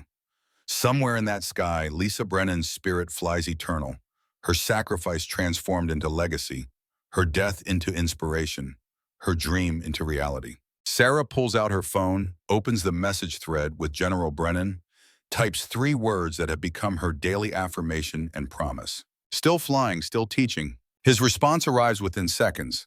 The same words he sends every day, a ritual of remembrance and renewal. She flies with you. Sarah looks up at the sky, at the jets dancing through 3-dimensional space with grace and violence, at the students learning to survive the unsurvivable, at the future being built one flight at a time. The work is not finished, will never be finished, but progress is real and change is possible, and the mission continues. Above her, contrails paint white lines across blue canvas, temporary and beautiful, evidence of human passage through space that was never meant for humans, but which they claimed anyway through courage and skill and absolute refusal to accept limitations others tried to impose. Captain Sarah Mitchell, callsign Viper, instructor pilot, survivor, teacher, stands beneath those contrails and smiles. The sky belongs to everyone who has the courage to claim it, and she will spend the rest of her career ensuring that truth becomes reality for every pilot who dreams of flight. The mission continues, the legacy grows, the sky waits, infinite and patient, and belonging to those brave enough to reach for it. And Sarah Mitchell, who once flew into death and returned with life, who turned sacrifice into service and tragedy into triumph, stands ready to teach the next generation that impossible is just another word for not yet achieved. The story does not end. It simply continues, carried forward by warriors who believe that the sky recognizes only skill, that gender matters less than courage, and that the greatest victory is not surviving yourself, but teaching others how to survive long after you are gone. This is legacy. This is service. This is what Lisa Brennan died for and what Sarah Mitchell lives for. The mission continues forever.